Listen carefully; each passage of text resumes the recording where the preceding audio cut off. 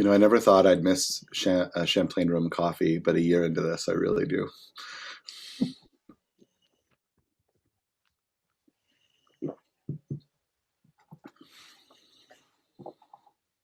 Well, good morning, everyone, and welcome to the CPSC meeting of April 15th, 2021. I'll call the meeting to order now. This meeting is being held remotely through Zoom, which is necessary in these times of physical distancing to keep everyone safe during the pandemic. So please note that those who do not need to participate in this meeting can also watch it on the live stream on the Ottawa City Council YouTube channel. A reminder to participants to please keep your microphones muted until you're called on to speak. I'll provide each committee member with the opportunity to ask questions or comment on each item in the order in which they raise their hand on Zoom. Committee members will be called on first, followed by any other members of council who have joined us today. For panelists, the raise hand option is found at the bottom of the participants list. For attendees, you'll find the raise hand button at the bottom of your Zoom window. For those calling in, please press *9 to raise your hand. The committee coordinator and I will be watching for those cues. The usual 5-minute speaking limit will apply. Members are also reminded to submit any motions, visual supports, or declarations of interest in writing to the coordinator at the earliest convenience, please. Although the deadlines have passed for residents to register to speak to this committee, residents may still make written submissions prior to council on April 28th. If you have technical difficulties signing into the meeting, you probably can't hear me saying this, but you can contact the clerk's office at committees@ottawa.ca or by calling 613-580-2424 extension 28821. So again, good morning everyone, bonjour à tous. Welcome to this meeting of CPSC. Bienvenue à la réunion de Comité des services communautaires et de protection. Ottawa is built on unceded Algonquin Anishinaabe territory. The peoples of the Algonquin Anishinaabe Nation have lived on this territory for millennia. Their culture and presence have nurtured and continue to nurture this land. The City of Ottawa honors the people and the land of the Algonquin Anishinaabe Nation. The City of Ottawa honors all First Nations, Inuit, Métis peoples, and their valuable past and present contributions to this land. Thank you for joining us today. We only have one item on the agenda, however, a very important one, an update to the Housing and Homelessness Investment Plan regarding the city's housing benefit programs. Ensuring that residents have access to housing is a council priority and an essential social service that promotes inclusion, self-sufficiency, and improved quality of life. Assurer l'accès au logement à Ottawa est l'une des priorités du Conseil et plus de constituer un service social essentiel qui favorise l'inclusion, l'autonomie et l'amélioration de la qualité de vie. Earlier this year, we advanced our commitment to addressing housing and homelessness in Ottawa when we approved the 2021-2022 plan for our 10-year housing and homelessness work plan and made significant investments in the Housing Services Long-Range Financial Plan. The report that we will hear today is about building the city's capacity to provide ongoing housing benefits and giving people the stability that they need to secure and maintain permanent affordable housing in the long term. Staff will walk us through a presentation outlining the current status of our housing benefit programs and identify some recommended changes that will allow us to support both existing benefit recipients and expected growth. Les membres du personnel offriront une présentation sur l'état actuel de nos programmes de prestations de logement et formuleront des recommandations qui nous permettraient de soutenir les actuels bénéficiaires de prestations et de nous adapter aux projections de croissance. So I look forward to discussing this report with you today. So we'll move on to the agenda. Passons maintenant à l'ordre du jour aujourd'hui. I'll ask the committee coordinator to call the roll, please. Councillor Tierney. Present. Councillor Meehan. Present. Councillor Mckenny. Present. Councillor Kitts. Ici. Councillor Kavanaugh, Here. Conseiller Fleury, Bonjour. Councillor El Shantiri, Present. Councillor Dudas, Ici. Councillor Deans, Here. Vice Chair Eglai,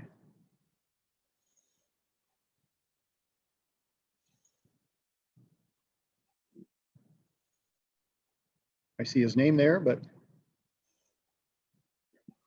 and Vice Chair or Chair Luloff.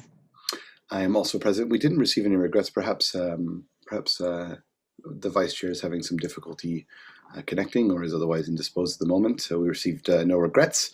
Are there any declarations of interest? Seeing none. Okay, confirmation of minutes. Minutes 17 for Friday, March 26, 2021, and joint minutes 1, joint FEDCO and CPSC meeting minutes from March 2nd, 2021. Are the minutes for the meetings of March 2nd and March 26, 2021 confirmed? Carried. Confirmed. Okay, great. Okay, moving on to item number 1, community and social services, housing services, housing and homelessness investment plan, housing subsidies. So I'll now turn it over to staff for a presentation. Lisa Goodfellow will give the presentation. And staff will be available to answer questions. Unfortunately, Saeed Saya is not feeling very well and so will not be with us today. So we'll turn it over to our very capable team to make the presentation. Please go ahead. Thank you very much, Councillor. And Lisa Goodfellow, who many of you know, who is our Program Manager of Social Housing, will be doing the presentation this morning. And really, this is our third major report this year that's building on both the Housing and Homelessness Work Plan and the Long Range Financial Plan that was approved at CPS Committee and then Council earlier this year.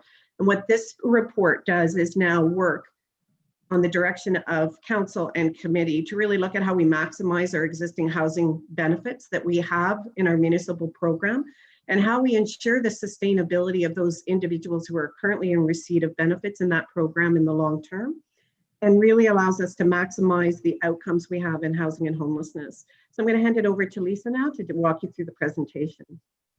Thanks, Lisa. Thank you very much, Donna, for that. And thank you for the opportunity this morning to bring forward this report, particularly as it's the only agenda item. So very much appreciate the time that people are taking. So this report, if we want to just move to the next slide, is about, as Donna had indicated, it's about our housing and homelessness investment plan, housing benefits, and certainly our current and future trends.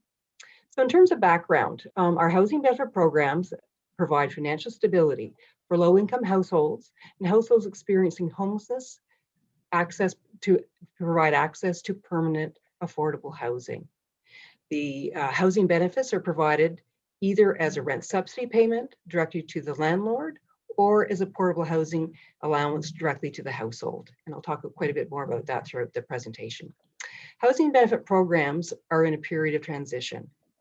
As identified within the report, we have 3 programs that are actually sunsetting over the next, between July of this year and October of next year. And as well, we certainly are at maximum capacity for our programs. We're so appreciative of being able to move forward today. We are actually at a critical juncture. As of April, like right now, all of our housing programs are at maximum capacity, which is why in order to be able to, we can continue to support the households that are receiving benefits. But if we want to continue with the current growth that the programs that we identify need to occur over this year and moving forward, we really do need the approval to be able to reallocate funds and access some temporary provincial funds from the province to continue supporting those programs. So it really is critical as of literally today to be able to do that. So again, the report is about continuing to build our capacity and provide monthly housing benefits that support people moving into and maintaining permanent affordable housing in the long term. So just a quick sort of summary to remind people about social housing, now known as community housing. We have a very large annual municipal budget. As was previously indicated, that recently there was reports that went forward to committee and council. So the long range financial plan and the 10-year plan, midterm refresh, and as well as the work plan for 2021 and 22. And within those reports, they clearly identified the need to continue to support and grow our housing benefit programs. But it also provided a larger context of our actual bigger programs. So social housing, or community housing as it's known today, has a large budget, is $108 million annually, of which the municipality directly funds 85 million. So that's roughly about 79–80% of that budget.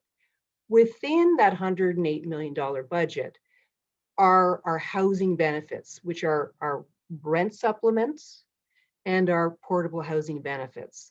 And the budget for that is 34.5 million. So within the 108, 34.5 are really what we're going to be talking about today. And those are for portable housing benefits and rent supplements for households that are living out in the community, so that they're living in market units, market rent units, either with a private landlord or in a market unit within a community housing provider.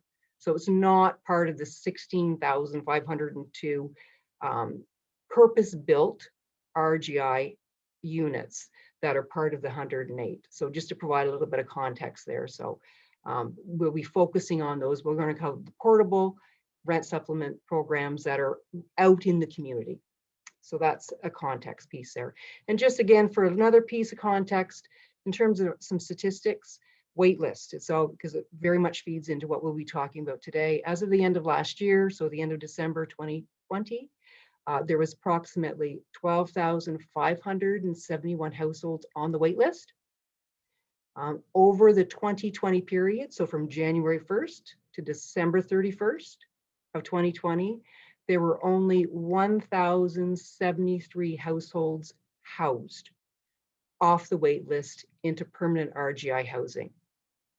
And to remind again, we have to, because it's a fixed asset in RGI housing, you first have to have a household move out of an RGI unit to be able to provide the opportunity for someone off the wait list to move in. So that's a really static, fixed asset. The housing benefit program is really where the growth area is, because these are moving out into the community, obtaining market rent units for people moving into market rent units in the community and having that financial benefit to support them. So it really is, this is the growth area, what we'll be talking about today, where the other is very static and the number of units turning over within the traditional RGI is decreasing every single year. People are just staying longer and longer in their RGI units. So that's just a bit of a context piece for you. So thank you. So next slide, please.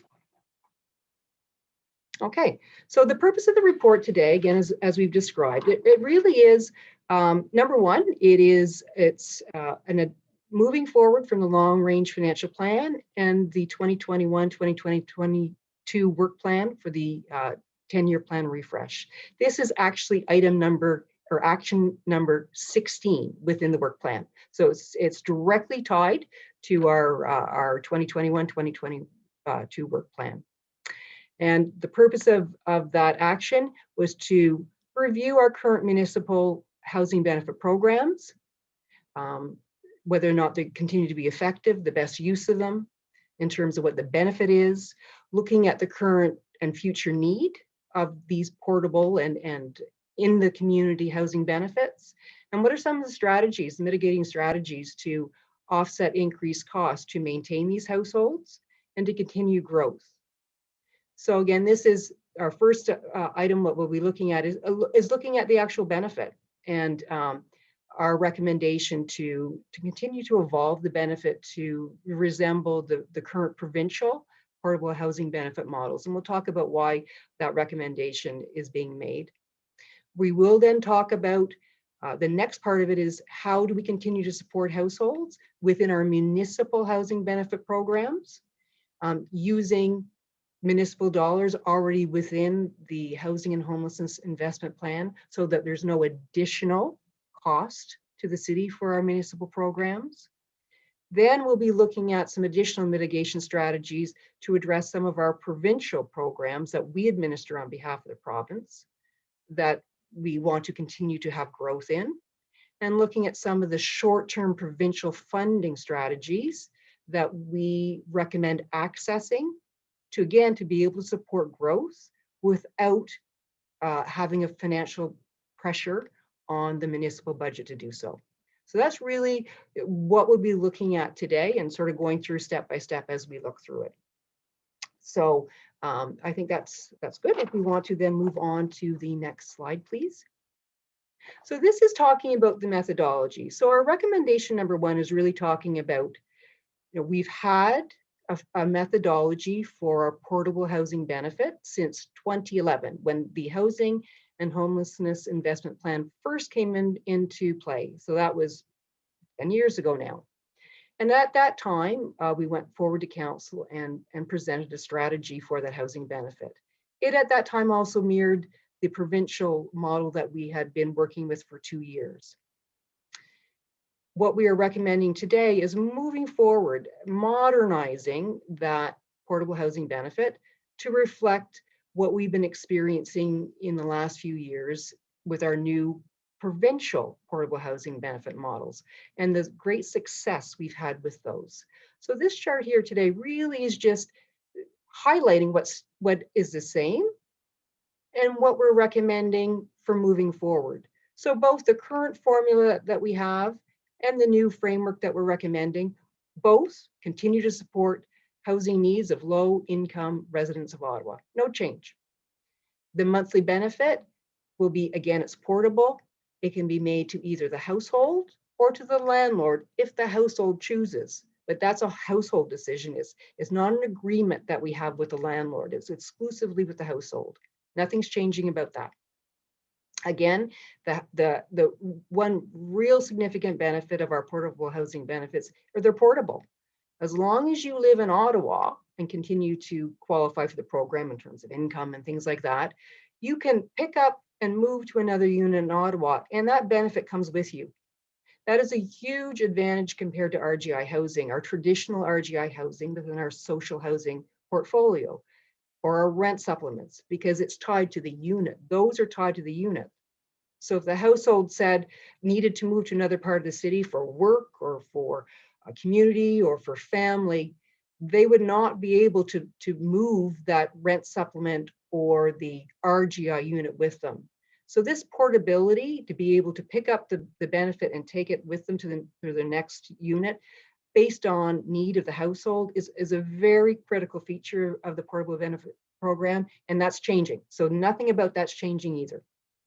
So the first thing to flag that we're recommending to change, which mirrors the new provincial model, is how the benefit itself is calculated. So under the current framework, it's household based, household size based. It's a flat tiered benefit, and the larger the family, the bigger the benefit.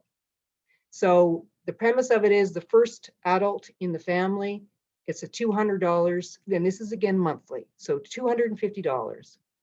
Each additional member in the household receives $50. So again, so if there's 2 in the household, that's a $300 benefit per month. If there's 4 in the household, then it goes to $350. So it's very, very structured. It isn't dependent on income, and it is very flat. What we're recommending is moving to an income-based approach, which is what we've been utilizing with the provincial housing benefit programs for, well, now over 3 years, some of the programs. And it is income-based. So it's using the income tax methodology of either the adjusted net family income, and there's a calculation that we'll go through, and I'll give you some examples in the presentation. If you're income earning, or if you're an OW or ODSP household, it's building on the maximum shelter up to the average market rent of the unit. And just for context piece, on average, our households that fall into the category of OW or ODSP fluctuates a little bit, but it usually represents about 40 to 45% of the total households that we provide benefits to through either social housing or through our housing benefits. So it's a substantive number. So just to help provide that context when we're looking at the models, a significant number of households that will be accessing these housing benefits would fall into the OW or ODSP. Not 50%, but we're not too far off that. So that's a primary thing that's changing, that we're recommending to change, how that's calculated. What's staying the same, both programs are just once a year, there's an annual review, and it's always based on your income tax return. So nothing about that's changing. So there's no fluctuations in year and having to provide documents during the year if something changes in your household. Once a year, very efficient, nothing's changing. The last piece that is changing, and again, is we suggest it has proven to be very effective. Our current framework, there's no first or last month's rent. It's strictly a monthly benefit, the $250 or $300, $400, whatever the size of your household is. There's no first and last month's rent. Under the new model, first and last month's rent up to the cost of the average market rent, so not just the subsidy component, but up to the full cost of the average market rent for that unit is covered under the program. And when we walk through this, you'll see why that's so critical. It is one of the key success factors to assisting people within our emergency shelter system acquire housing, affordable housing within the private sector, because private sector landlords require first and last month's rent. It's the security they need for households to secure that unit. So it has been a game changer. We have found with affordable housing benefits under the provincial program. I just also want to remind everyone that currently and for the last several years, our portable housing benefits are exclusively targeted to residents that are living within our emergency shelter facilities. We'd love to be able to offer it to a much larger population, but these are expensive programs, and based on the funding that we currently have associated with the programs, the program guidelines are very specifically targeted to support households that either in one of our family emergency shelters or in one of our community-based community shelter facilities that provide that type of services. So that's just the context piece. Typically, this would not be for someone who is housed and waiting on the wait list for affordable housing. Okay. So, and then the other one last piece that I want to raise is we have consciously are trying to simplify processes for households, for housing providers, for end users, for administration. The new model that we're recommending very closely resembles the new approach under RGI housing as well. We are trying to make it seamless for households and less barriers, so that if someone's waiting in an emergency shelter, instead of them hunkering down and saying, absolutely not, I am not leaving the emergency shelter until I have an RGI unit, which there's exceptionally low turnover in. By offering this housing benefit and this more generous housing benefit, which we'll talk about, it gets very close to the subsidy level that you're going to have under RGI, is leveling the playing field. So it provides that opportunity for the household. If they're going to get a similar benefit, there's no longer a incentive for them to staying within the emergency shelter system, waiting for that one RGI unit that's going to come up in 6 years. So that's just another, we've been consciously trying to create as much similarity between all of our housing subsidy programs as possible for that purpose and for simplification. So that's just one last little piece to tie it back together. Okay, so thank you. So next slide, please. So we're going to dive into some of these examples then. So under the new model, as I was saying, the number one thing that no matter who you are, is the program is tied to the average market rent. And I know certainly there's been some conversation about that at committee and council with some of these previous reports. That's established by the province. And it's based on the CMHC reports that are published. So what you see on the presentation on the left-hand side, these are the prescribed average market rents that are used for housing benefit programs. So it's going to be whether it's a municipal or a provincial. And these are in place from July 1st to June 30th.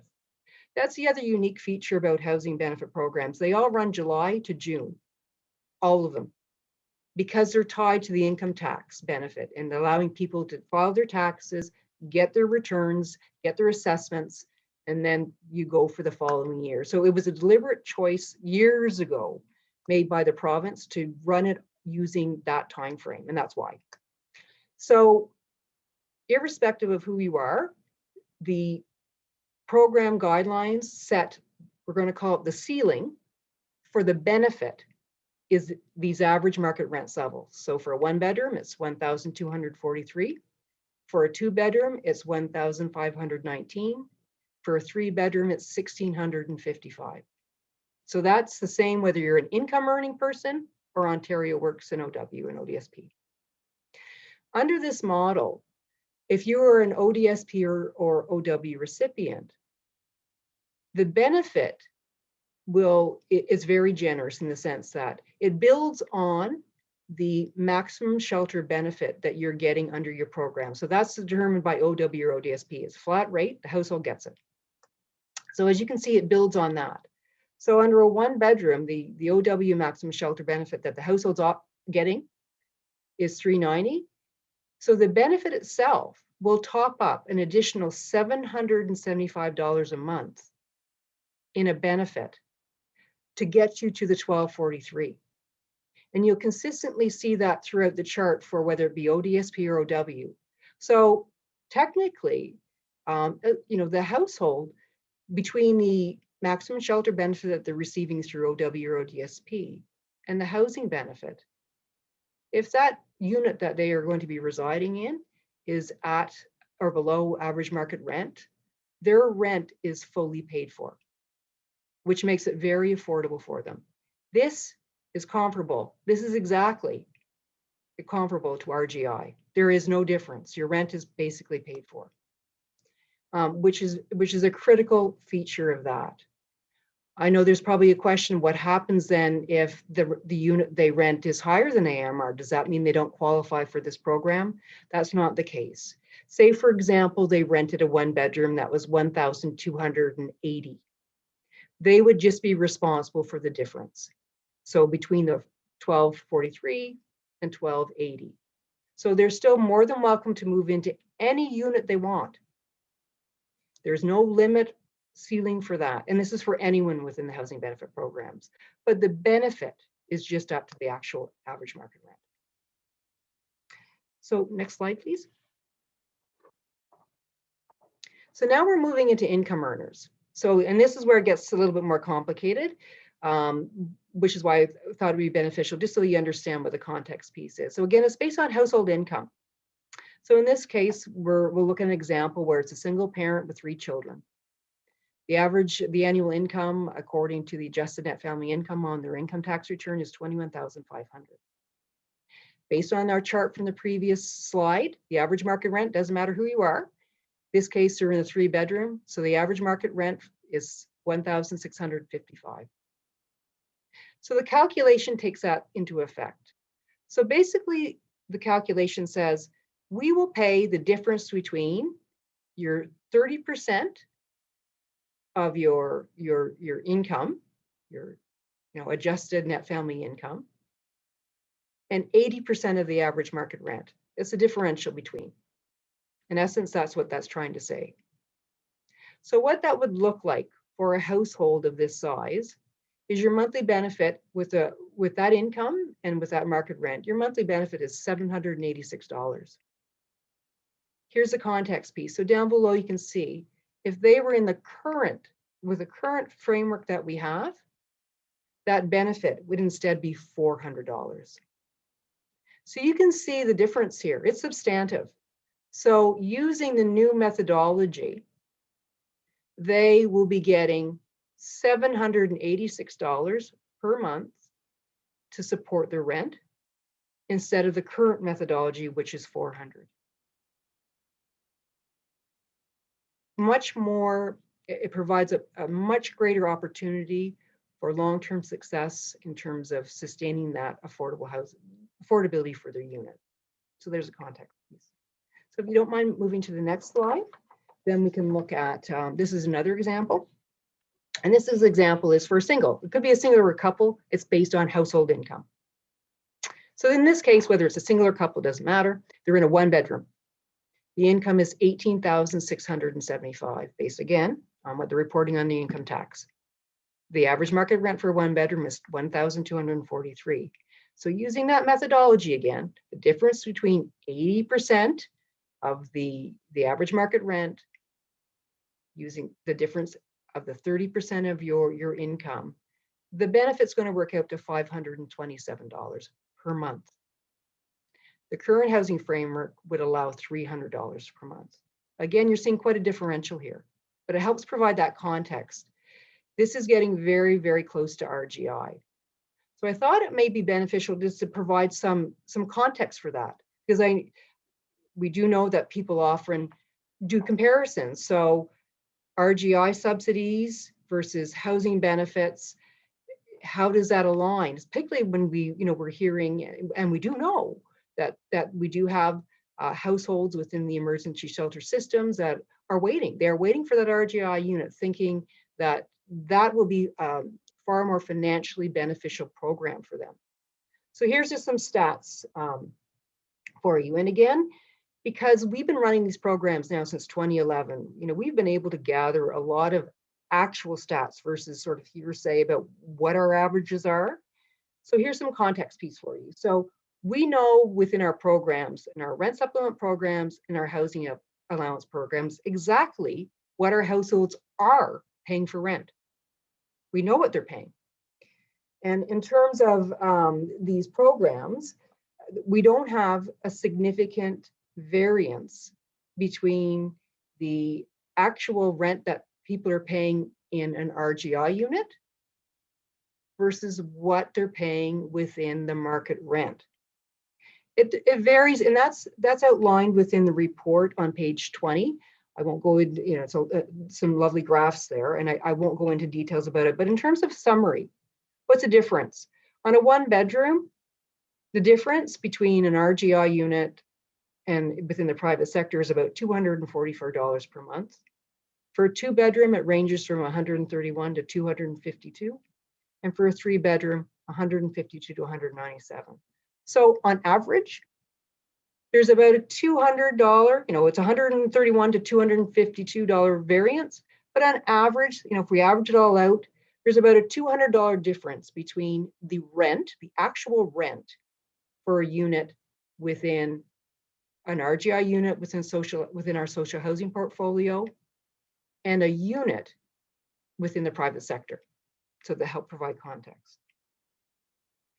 In terms of then, if you talk about, okay, then what kind of benefits are people getting depending on where you're living? And again, that's outlined in charts on page 20 of the report as well. But there is not a significant variance based on that. So for someone who, first of all, is in the traditional social housing and RGI, they have no access to first and last month's rent. For our programs that we've been running with the provincial model, they do receive first and last month's rent. So for context, for a single person moving into a 1-bedroom unit, the average first and last month's rent they've received is $1,734. So a substantial benefit. For a family, the average first and last month's rent that we've been providing to households is $2,500. So that is, again, that benefit they're getting to be able to secure that unit. And it's a substantial benefit. Then we talk about the monthly benefit. For, the difference, the variance is quite small. For those that are newly going into our housing benefit programs, we're going to call it within the current rental market, the variance between what we're paying as a housing benefit to those households versus rents up, again, it depends on the size of the unit, but the difference is only between $70 and $100 per month. Very, very small between the housing benefit and the rent up benefit, or the RGI benefit, rent up benefit. For those that, so that's under the new model. Under our old model, where it was at tiered rate, it's substantial. The variance runs between $310 to $350 per month difference.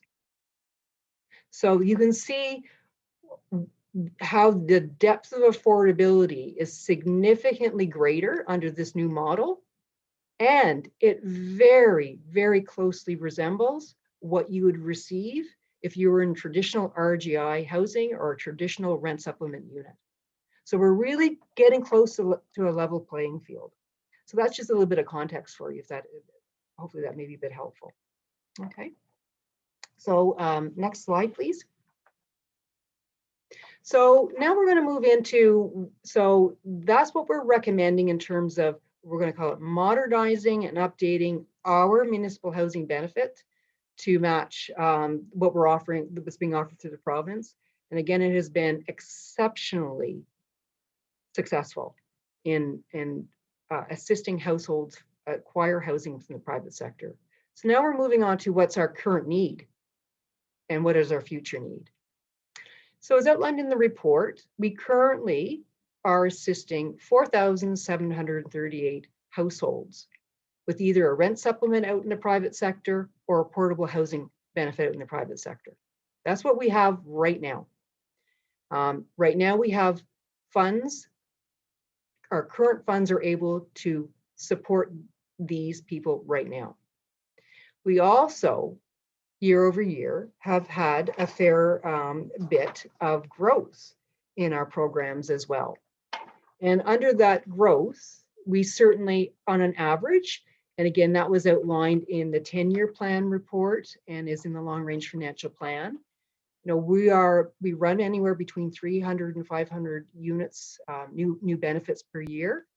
And last year was a substantive year. Last year, we were up over, and so for context, in 2019, we provided 375 new housing benefits. In 2020, we were up to 592. It had a bit of a blip because of the Canada Ontario housing benefit, but you can see our trends are going up. These are the benefits households are looking for. In terms of the rent supplement component, that is very flat, meaning the 3,070 units. We are not seeing growth in that area at all. We are actually seeing a decline. The number of house landlords that want to continue within the rent supplement programs has decreased by 30% over the last 5 years. The number of units have stayed constant because we still have to continue to support those units, the in situ units where people have them, or they have them in place. But due to market conditions, low vacancy, you know, high resale value of rental properties, landlords really aren't wanting to be encumbered by a rent supplement agreement. It's the opposite with the portable housing allowances that are tied to the household. That is, the growth in that is exponentially increasing. Okay, so this is what we're looking at. In terms of the current statistics right now, we're looking at about a 10% growth in housing allowance programs per year. Okay, so thank you. So next slide, please. What does that mean in terms of costs then? So this is where the report sort of divides and conquers, because we're going to talk separately about the programs under HHIP, which are municipally funded programs. And then we'll talk about the Home for Good, which is a provincial program that's provincially funded. So that's where our strategies and mitigation strategies are going to be distinct. But as you can see, based on the growth projections from the previous slide, so that would be 12 households per month for the new families, you can see how quickly the cost for just growth alone exponentially increase. And that occurs because you load people into the program over the period of the year. And then as of the start of the next year, you are paying for 100% of the costs for them moving forward. And that keeps building every year. So it is exponentially keeps growing because you're supporting all the ones previously being added and you're continuing to build on it. So that trajectory moves very fast. And you see that for either the Home for Good or for the municipal program. So that's the context piece. And this slide is exclusively related to growth. This isn't about sustaining what we have. This is to continue with our growth pattern of 3 to 500. Right now, this represents about 450 per year. Okay, thank you. Next slide, please. So this slide and the report talks about how are we going to pay for this? What mitigation strategies do we have to fund these programs? So the first one we'll talk about is the municipal program under the Housing and Homelessness Investment Plan. So that's the one that we have targeted for the families. So in order to be able to continue to support these programs, we need to be looking at how can we do this without an additional budget pressure for the city. When we look at our HHEP program within social housing, we have 3 elements. We have rent supplement, housing allowance, and capital repair. And that's why you see them sort of all tied together here. The budget in 2021 is 8.24 million, grows ever so slightly in 2022, it's 8.41. And in 2023, it's 8.53. It increases by 2% each year. So what we are recommending as a mitigation strategy to be able to do 3 things. Maintain the households that are already in the program, our municipal program. Absorb 3 programs that are expiring between July of this year and October of next year, which has an annual cost of 2.2 million, but that will be spread out over these first few years, as well as support that growth that we've been talking about. How can we actually do that? So what we are recommending first and foremost is look within the Housing and Homelessness Investment Plan as it exists. Are there areas where the funds aren't being fully allocated that we could reallocate them to the housing benefit program at no additional cost to the city? So that's our first recommendation. So envelope 5 is supports to housing within the HHIP plan. And it is bigger than 300,000, but one element within the supports to housing envelope relates to residential services. The budget within envelope 5 was increased, I think in 2016 in anticipation of additional costs that were going to occur related to the residential services programs and increase the need for residential beds. Time overtook, provincial programs changed, different funding models came into play, and then that need never actually materialized. So there was not that need for that $300,000. So it's been sitting really unallocated. So we're making a strong recommendation. Let's start there. Let's move that unallocated funds because that area has been dealt with other funding, and move it to support the housing allowance program. So we're recommending that full stop annually, permanently. Use up those unallocated funds already in the HHIP plan. Our second recommendation, and this truly is a mitigation strategy, is to, if necessary, tap into envelope 6 of the HHIP plan, which is our social housing repair and renewal plan.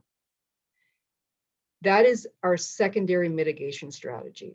And I thought I would spend a few minutes talking about what our capital programs look like, because I know it's top of mind for people and it's regularly discussed.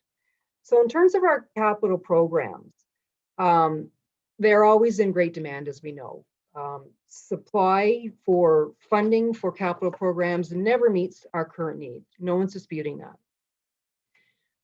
When we go through and look at some of what these costs will be, we do not, and when we look at the elements, we do not genuinely believe when we talk about some of the other programs, the provincial programs that we're going to be able to support, do not think we will need to use any funds from the social housing repair and renewal category in 2021.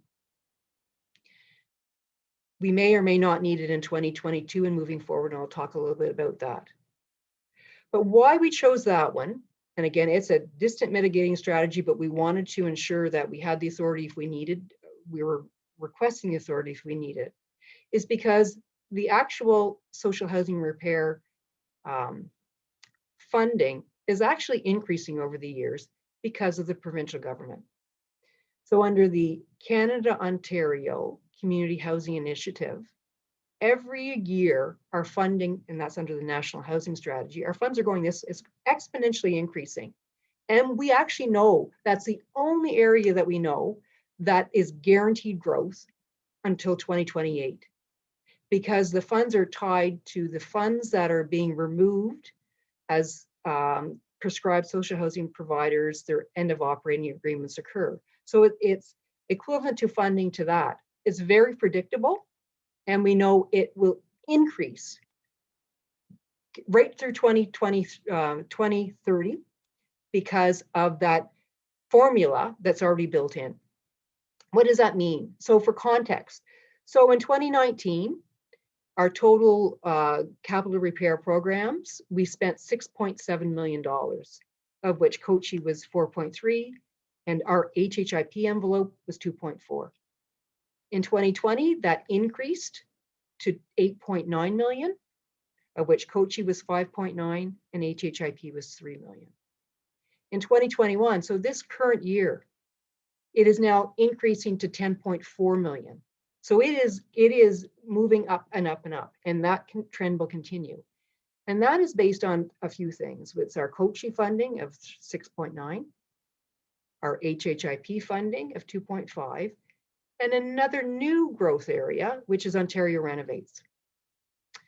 And Ontario Renovates, and that's part of the Ontario Priority Housing Initiative. And it was discussed as part of the long-range financial plan, and it's also in our work plan. I think it's it is actually item number 14 within our work plan.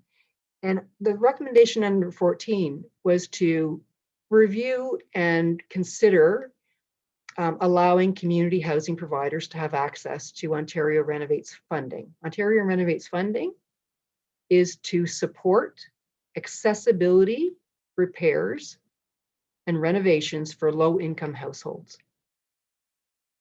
We have actually implemented that this year as part of, we just completed our expression of interest for our 2021 program. We have $25 million worth of requests for capital repairs, of which 2 million are specific for the Ontario Renovates funding. So we are allocating $1 million of the Ontario Renovates funding exclusively to support accessibility repairs within social housing. We have a list of what those are, and we're very impressed with the level of detail our social housing providers. These are renovations inside units for the most parts and in common areas so that people have access to come in and out of these buildings for people with accessibility needs. The question may be asked, how is that impacting others that would have access to these funds? Over the last 2 years, because of the pandemic, the traditional households in the private sector, the low income households that qualify for the program, have not been accessing the program. They, for obvious reasons, they're not interested in having people come into their home during the pandemic for repairs or for inspections or that. So the uptake has been very low during the pandemic. So this was a good year of the 1.2 million that's allocated for Ontario Renovates. This was an ideal year to test the waters for community housing, because there is the demand on the private sector side with residents is so low because of the pandemic. So that again has helped us support capital repair funding for social housing in a very targeted way. So that's hopefully provide some context that social housing repair funding is not decreasing, it is actually increasing. and increasing exponentially over the next few years. We hope we are never going to have to tap into that. We do not believe we will have to tap into that this year. And we'll talk about some mitigation strategies moving forward. Okay. So that's certainly that aspect. So if you, next slide, please. So then we're moving on to, so that's addressing our municipal programs. We do believe that we can support and maintain our existing municipal programs, including the growth and the attrition with those recommendations at no additional cost to the city in the short term. Then we're going to talk about the other programs, the provincial programs, and that was on our chart, the Home for Good. And that was dealing with the singles within our sector. We have an annual budget of $4.7 million for the Home for Good program that's provincially funded, of which 2.1 is specifically for housing benefits, last and first month's rent, and supports for these households. That money is fully expended. 100% of it is expended.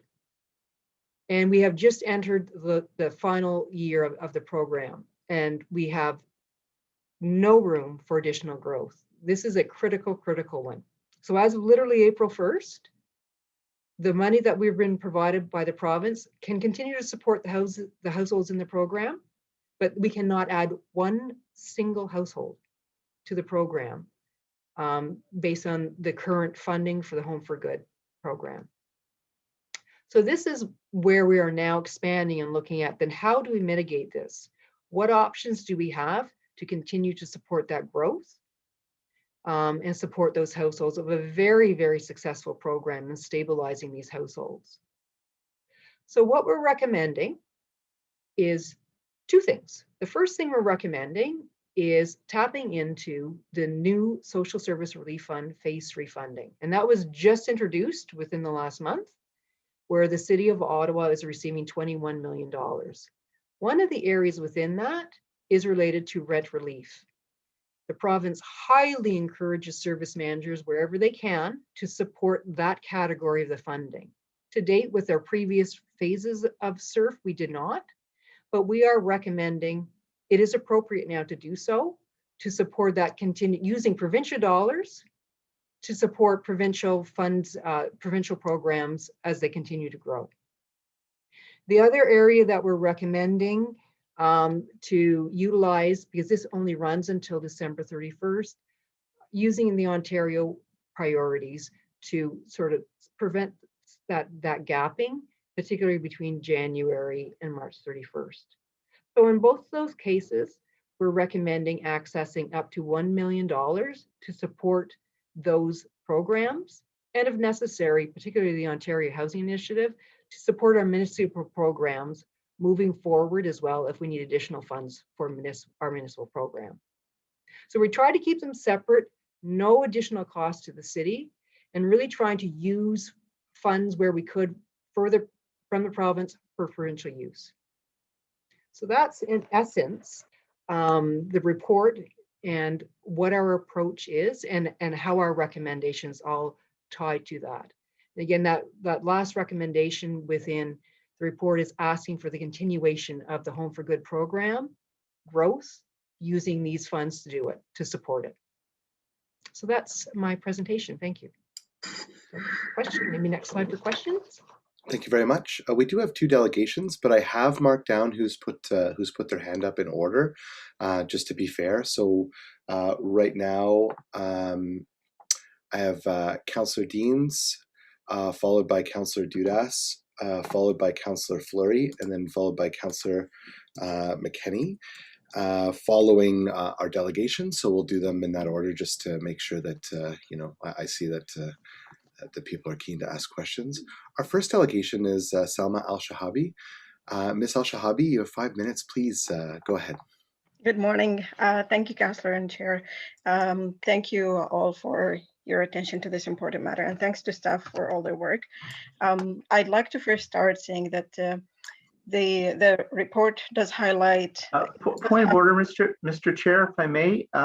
is there not a technical amendment you want it dealt with prior to delegations, or has that changed? Oh, that is correct, Vice Chair, and thank you for pointing that out. Selma, if you just, I'll let you start all over again. That's no problem. We won't penalize you for time. Vice Chair, do you mind introducing it? It's just a technical amendment, so we want to make sure that we have it on the table. I'm sorry. If Mark can maybe put that up on the screen so everybody can see it both here and at home. Thank you, Mark. So yeah, as the chair pointed out, this is a technical amendment. There, you can see it on the screen. So there is a change to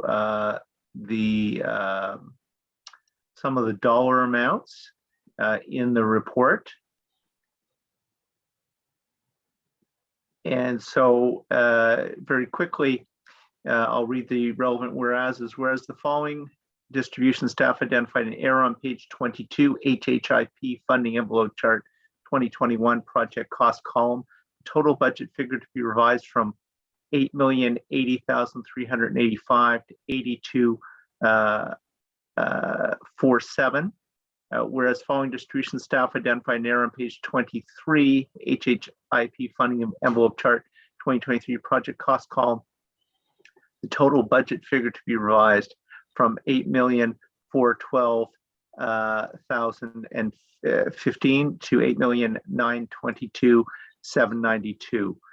Therefore, be it resolved, the Community Protection Services Committee approved technical amendments to pages 22 and 23 to reflect the revised budget amounts. Mr. Chair, may I, if you don't mind, please, I think there's still a little bit of a problem on that motion where you saw that first figure. It is missing some numbers there. So that first amendment should be to 8,247,073. I think that was meant to be corrected, but I didn't make it there in time. So yes. Let's have that would have been a very significant change. So I'm glad that we pointed that out.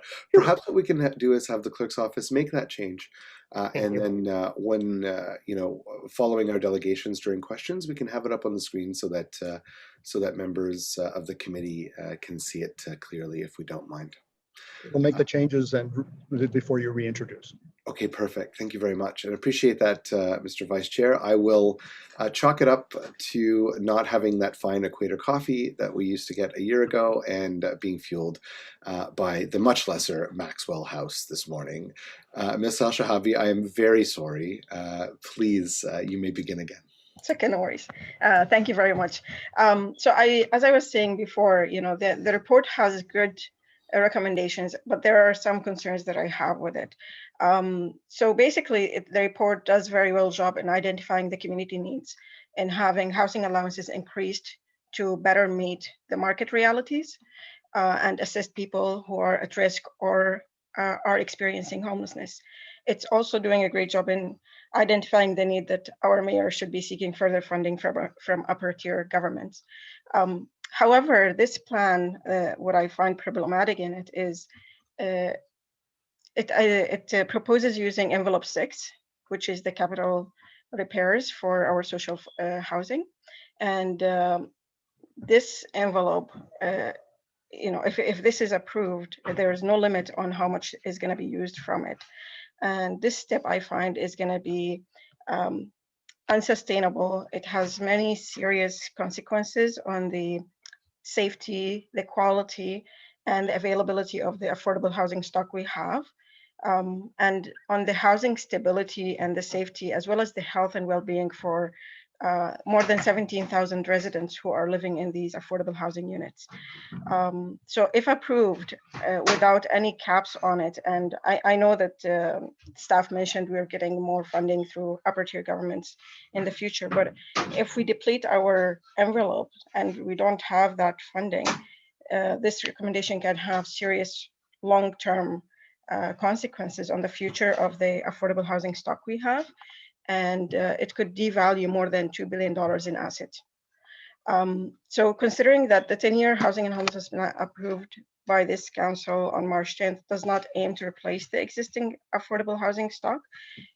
I found the recommendation here is not in line with the Provincial Policy Statement 2020, and basically which states that the long-term prosperity and human and environmental health and social well-being should take precedence over short-term considerations. It also highlights saying, again from PPS 2020, is healthy, livable, and safe communities are sustained by avoiding patterns that may cause public health and safety concerns, and that it's in the best interest for our communities to use resources wisely to protect the resources and to minimize unnecessary public expenditures. On August 26, 2020, this committee approved a new bylaw for rental housing property management. And it requires new owners of rental units to develop and maintain a capital maintenance plan to ensure that the continued reliability and safety of critical capital elements. And this bylaw is going to be in full effect on August 31st, 2021, and it will apply to all rental housing, including social housing. By using the envelope 6 as proposed, I see the city will be setting the social housing providers for failure in meeting this requirement of the new bylaw and risk the safety and well-being of tenants living in social housing units.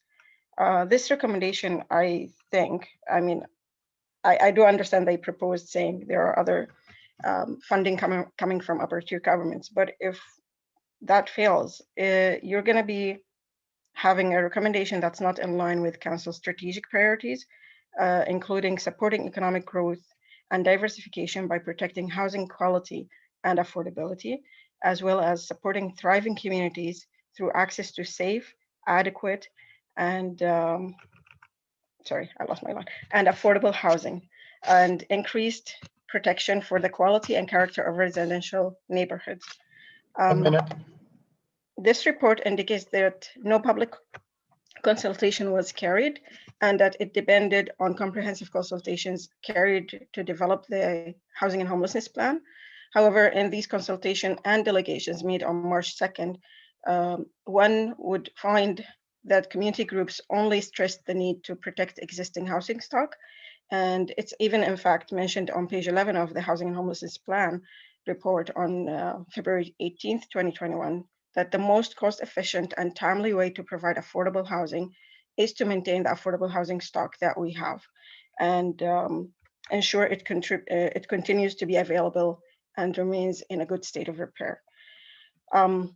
Considering the seriousness of the needs in the report that is highlighted, the potential risks of the proposed solution on more than 17,000 households and the limited potential gains from this proposal, namely you're only helping about 432 households over 3 years. Could we not do better? Thank you very much. I think that during the question and answer period with staff, staff will be able to address your concern regarding envelope 6. It is my understanding that there's going to be exponential growth in that envelope, so we'll allow staff to comment on that through questions and answers with staff. But I mean, you do raise a very good point, and this is something that came out in our briefings with staff. So we'll let stick around, please, and we'll let staff address that concern through questions and answers from the committee. Thank you very much. We do appreciate your input. Do we have any questions for our witness today? Please use the raised hand function. Seeing none, thank you very much. Please stick around. Thank you. I just want to ask you, if you do really need to use it, at least have a cap, just like you're doing for envelope 5, where you put capping that expenditure. Have a cap at least if you really feel like you need to use that. I know it said it will be used only if needed, but you are giving the delegation, you're delegating the authority, so this will never be seen again if you do that. So appreciate your recommendation. Thank you. Our second delegation today is John Dickey from Eastern Ontario Landlords Organization, no stranger to this committee. Mr. Dickey, please go ahead for 5 minutes. Yes, thank you, Mr. Chair.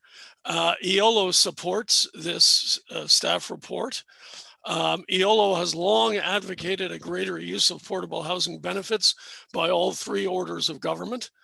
So have the Federation of Rental Housing Providers of Ontario and the Canadian Federation of Apartment Associations, which represent rental housing providers at the Ontario and federal governments respectively.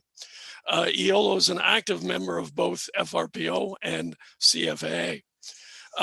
And I can say with some degree of pride that I was involved in promoting these programs to city staff 9, 10, and 11 years ago.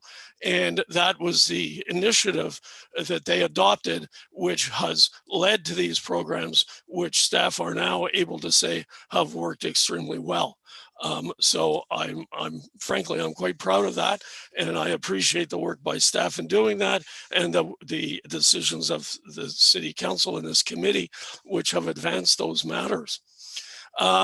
Many other housing advocates and anti-poverty groups also support portable housing benefits, including ONFA, the Provincial Nonprofit Housing Association, Ray Sullivan, who's also well known to this committee from CCOC here in Ottawa, the Catholic Center for Immigrants Ottawa, although I should say I'm not sure they have an official policy, but certainly Carl Nicholson has said to me that he's a big fan of portable housing benefits. And I appreciate that support.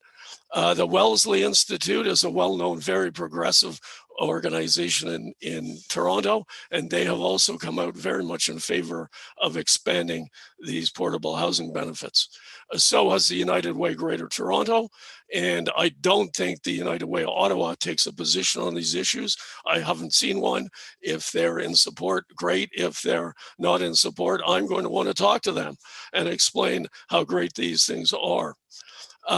So once federal and provincial funding is clearer for Ottawa, or rather for Ontario, the federal funding to Ontario, and for the city, the funding from Ontario, it makes sense, or it may make sense, to review again the design of the portable housing benefits which the city provides or administers. But that is a question for another day. I am 90 or 95% in agreement with the comments that Ms. Goodfellow has made today on behalf of staff in terms of the working of the current formulas and how successful they are.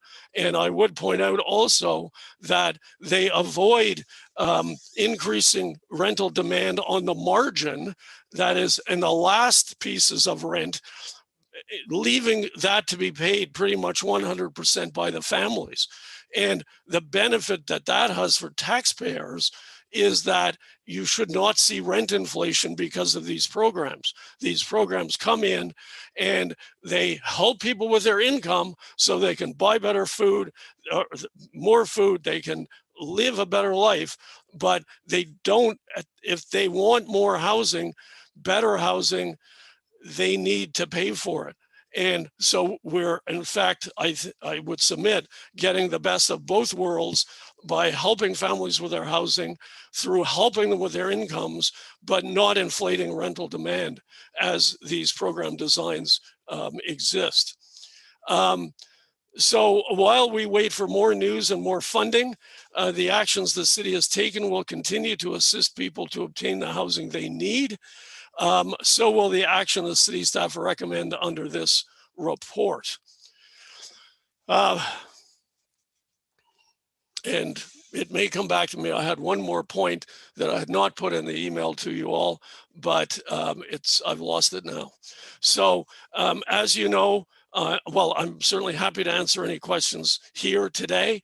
As you know, I'm happy also at any time to talk with any of you about rental housing issues. My point was that one of the reasons all of us as landlord organizations advocate portable housing benefits is that they avoid the landlord take-up problem. Ms. Goodfellow referred to the fact that given the hot market, landlords are less interested in providing RGI units, and that's true, and we've been saying that for 20 years, or maybe 25. So that's a key point, and it's right there in the report as a reason for going forward with these portable housing benefits. Thank you. Thank you very much. Moving on to questions of our delegation. Councillor Fleury, please go ahead. Thank you, Mr. Chair. Good morning, John. Thanks to you for your intervention. Just want to come full circle on the conversation. You were at the committee a few months ago speaking on head leases. How do you see the cohesion between both of these opportunities? How could head leases interest more landlord, and how does that? What should committee consider in that perspective with what's in front of us today? The reason why head leases are another important tool to put in the toolbox is primarily that some of the tenants who approach landlords for rental units are have some problems, some issues in their rental history, particularly if in the past they have damaged units or in the past they have failed to pay their rent. And the city has a partial solution in terms of the landlord damage fund to deal with the damage question, but it is not as strong a solution as the city or an agency taking a head lease. So head leases would improve that issue. The city really does not, and portable housing benefits by design do not guarantee the rent. They help the tenant have the money to pay the rent, but they don't typically guarantee the payment to the landlord. As Ms. Goodfellow said, the tenant can direct the payment of the rent to the landlord, so that could be very helpful. But under the current law and arrangements, at any time the tenant can stop that direction, so the landlord may end up not being able to collect the rent. And that's particularly a problem now because of the backlog at the landlord and tenant board. Landlords are now still waiting 4, 5, 6 months for a hearing, and then they may wait another month for an order, and then depending on whether there is a moratorium on evictions at the time they get that order, they may wait months and months again to have a tenant evicted. And during all that time, which could easily be 9 months or 12 months, I've heard of 15 months through the pandemic, the landlord may not be getting a dime in rent. The tenant is getting the housing, but the landlord may not be getting a dime in rent. And so head leases get around that problem because they make sure that the rent for the unit will be paid either by the city or the agency, whoever holds the head lease. So certainly there is room for these programs are great. There is room for head leases. They would really help, especially in this unfortunate situation, which flows from the province's problems, issues, deficiencies in funding and staffing the landlord and tenant board. Appreciate it. Thank you. Thank you. Thank you very much. Any further questions for our witness? Seeing none, thank you very much, Mr. Dickey. I appreciate your contribution today. So we'll now move on to questions to staff. I do have 4 members on the list that had chimed in a little bit earlier. So we'll go in the following order. Councillor Deans, Councillor Dudas, Councillor Fleury, and then Councillor Mckenny. So to start, please, Councillor Deans, go ahead with your questions. Thank you, Chair, and thank you, Lisa, for the presentation. I have to say that I find these issues very complex, and I think you did a really good job of boiling it all down for us. So thank you for that. And let me also say at the outset that I can see the wisdom in the recommendations that you are making. But having said that, my problem is, I guess I'm just reflecting on the decisions that council has made over the last number of months at the budget 2021, where I think it was Councillor Mckenny put a motion to add additional funding, and that was rejected.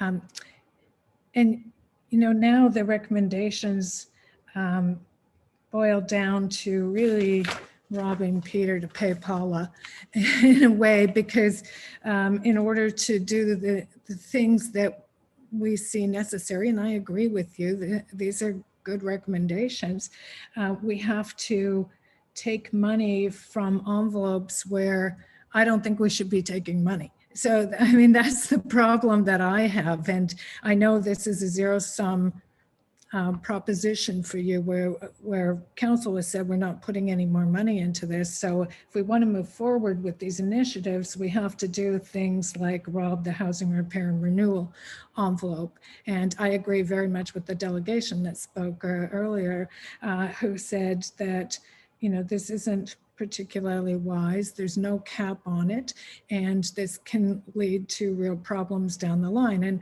I guess I have some questions on around that.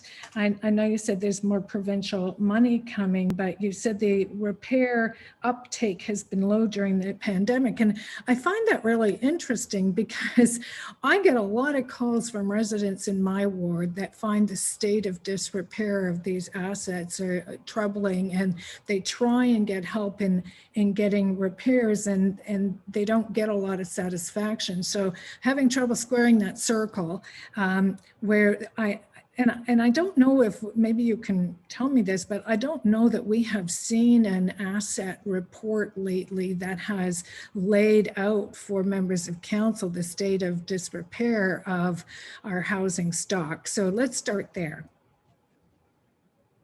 Thank you, Mr. Chair. So thank you for the questions, and I'll sort of tackle them one at a time. So first of all, my reference to low uptake, that was with regards to Ontario Renovates. And the Ontario Renovates program isn't, up until this point, hasn't been targeted for social housing or community housing. It was for private homeowners and private renters in the marketplace that were low income and had a certain threshold. So it was in that context. So it wasn't specific to social housing. So it's in that private, you know, people with disabilities and seniors are targeted for that funding program. So obviously there's some concern, but they don't, like all of us, aren't really particularly keen in having, you know, people in our homes at this time during the pandemic. It was just in that context, that part of the program. With regards to the capital report, that's another item on our work plan. So we are moving forward and we are bringing a capital needs report. We deliberately did not include it in the long range financial plan because it's so complex and requires its own little space to have that conversation. So it is on our work plan. We have just completed a massive building condition assessment energy audit program with our housing providers, and we're finalizing an update to our asset planner software tool, which will provide all of that, inform that information for our capital needs report. So it is expected it will be either late this year or very early next year. We'll be back in front of committee and council talking about what those needs are, those current and future capital needs are for our community housing portfolio. So definitely, and it's, I forget which item number, I think it's not number, it's number 9 on our work plan. So you will be definitely seeing a very robust report. We have also, oh, sorry. Oh, no, go ahead. I thought you were finished. We have been doing some other reports that have recently, within the last year, gone forward to committee and council. They were very specific right so far to Ottawa community housing. So I think that sort of dovetails nicely into the conversation, and no one's disagreeing. Capital repairs are very near and dear to my heart too. You know, the demand continues to increase and we're always looking at ways to expand that. So just to provide the context, the only funding is not just through one-time capital programs that social housing providers get capital repair funding. It's part of their actual funding model. So when we talk about that $108 million that we provide to social housing providers in our programs each year, a vast majority of that relates to a funding model that's prescribed in legislation, which includes a critical component related to capital repair funding. So housing providers continue to get millions of dollars every year in capital repair funding as part of their base budget. So the HHIP funding we're talking about right now is really just one-time funding above and beyond that. To give you a context piece for that, say for example, a housing provider that has a $5 million subsidy budget with us, 10% of that is for capital repair funding exclusively. So 10% of their budget is exclusively, well, I'm averaging, is for capital repairs. So they are continually and will continuously get funding for capital repairs in a very significant way. So the one-time programs are sort of what we're talking about here today. And tying that to the report, that another initiative, where, as I say, it's near and dear to our hearts as well, which is why we're always looking at new and innovative ways to harness additional capital repair funding. So we had a report late last fall, in partnership with Ottawa Community Housing that we brought forward to committee and council. And that is harnessing that very money. So that funding that we do provide, housing providers, in this case it was OCH, for capital repairs, we harnessed that money and partnered to allow Ottawa Community Housing to apply to the national, to CMHC and the co-investment fund to exponentially increase the amount of funding available to them for capital repairs to the tune of 165 million. So leveraging the funding that we provide them and using that funding to exponentially increase the capital repair funding available to them. So we, this is part of those strategies that we're looking at, which is why I completely understand the concern about the I guess perception that there may be the loss to capital repair funding. But I can absolutely assure you with 100% certainty, it really is quite the opposite. And we continue to harness additional areas to support exponential access to capital repair dollars for our community housing portfolio. So envelope 6, how much money is in envelope 6? And did I misunderstand you? Did you say that was only for private housing repairs? Under the HHIP capital repairs, that is exclusively for social housing providers. So yeah, I mean, the amounts typically ran around, as I say, in 2019, it was 2.4 million and change. In 2020, it was 3 million. And this year, we're targeting 2.5 million. So, it's part of that funding envelope. And within the HHIP, that is exclusively for social housing providers. When we were talking about the Ontario Renovates under the Ontario Priorities Initiative, that's the one that's out in the private sector. Okay, so envelope 6, how much money is in envelope 6? Total budget for our envelope 6 in 2021 is 8.24 million. Okay, and that includes our social housing repair, capital repair, our housing benefits, and our rent subs under the HHIP program. Just before continuing, it looks as though Ms. Gray would like to just add some further context, if that's all right. Please go ahead. Yeah, I think what I wanted to clarify is that when we talk about the HHIP, that's council's investment, their portion of investment. It's not the total amount. And when that bucket got created initially, it was really to fill the gaps in the municipality where other levels of government weren't coming to the table and funding. And at that point in time, when that funding envelope was established, there wasn't really clear programs for social housing repair, and they weren't being invested at the same level as they are now under the National Housing Strategy. So really what this report is trying to do is look at those other areas that now are funded by other levels of government and saying to council, you don't need now to step in and fund that piece. We need to redirect that money to continue to sustain housing benefits because that has been a priority of council and that's a priority of the housing and homelessness plan. So it's not to say those envelopes, and I think that's what Lisa's trying to impart, is that now the National Housing Strategy is picking up the capital repairs. And that envelope, we believe, is funded to the capacity that we believe does not create a risk in that. And we'll know that as we do the building conditions assessments and have a better picture of that, but it is exponentially growing. Whereas the benefits right now, we're waiting for the next iteration of the provincial and federal government's programs. And so we're trying to understand, we need to fill that gap. And right now the gap that we need to fill is in the subsidies, because we think the subsidies where we're having success is where the municipality right now, we need to reallocate that envelope that you initially had done the reallocation. So I think what Lisa's been trying to convey is not that it is not about changing the funding in those capital housing repair budgets.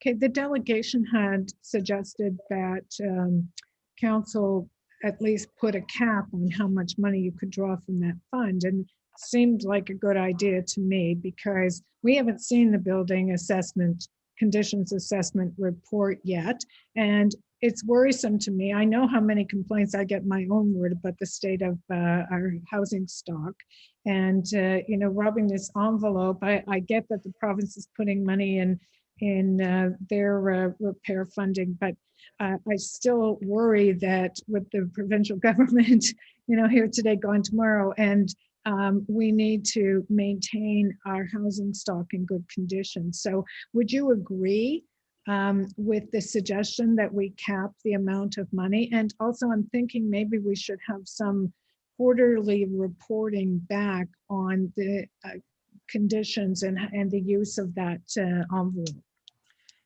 Yeah, I think absolutely, Mr. Chair. We would be happy. I think the intent is staff are not intending to use that. That is not an intent, but it's to give you confidence that should there be exponential growth in this envelope that we're not anticipating, that we have a funding source to be able to use should that actually occur. So it's really a mitigation. So if it is the will of council, or you wanted us to report back, or you want to make sure that there's a cap, we would be happy to assure council, because that's also our intent. And it is a priority in the housing and homelessness plan to ensure that that stock is maintained, and we don't want to jeopardize that stock in any way. So we'd be happy to report back. Okay, well, Mr. Chair, maybe that could be a direction then that we give, asking them to report back. And also, Ms. Gray, what about a cap on how much you could draw out of that fund?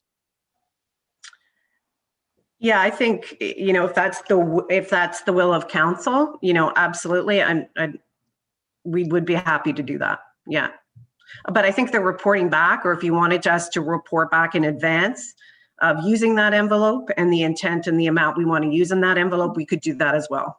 Okay, I think that's a reasonable approach. If that could be a direction then to report back prior to using that, so that we understand the necessity. I think that addresses it. I also want to talk about envelope 5, the 300,000 annually for supports. I mean, it really struck me as odd listening to the presentation that money hadn't been used, because to me, supports is kind of where it's at. And there's a lot of people that need supports in the community. So why hasn't that $300,000 been allocated annually? Just before you answer, I believe that the committee would like to accept that direction. So if we can have the clerk draft that up and provide it to Ms. Gray, I think that that direction makes a lot of sense. And please go ahead. All right. Thank you, Mr. Chair. So specifically to envelope 5, those funds that were moved over into envelope 5 in 2016 were for a very specific purpose. It wasn't a general supports to housing. It had a very specific purpose to support a residential services program and the anticipated increase in number of beds and providing those supports.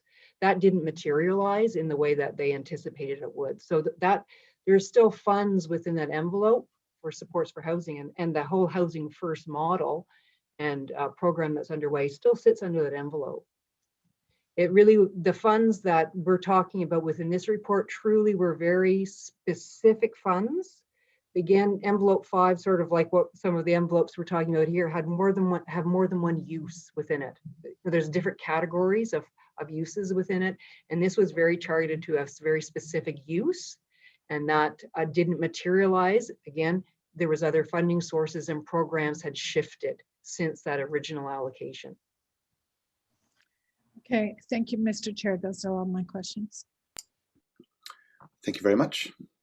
So I believe that the direction would read something as follows, that staff report back to committee when envelope 6 is being proposed to be used in this manner. Is that the will of the committee?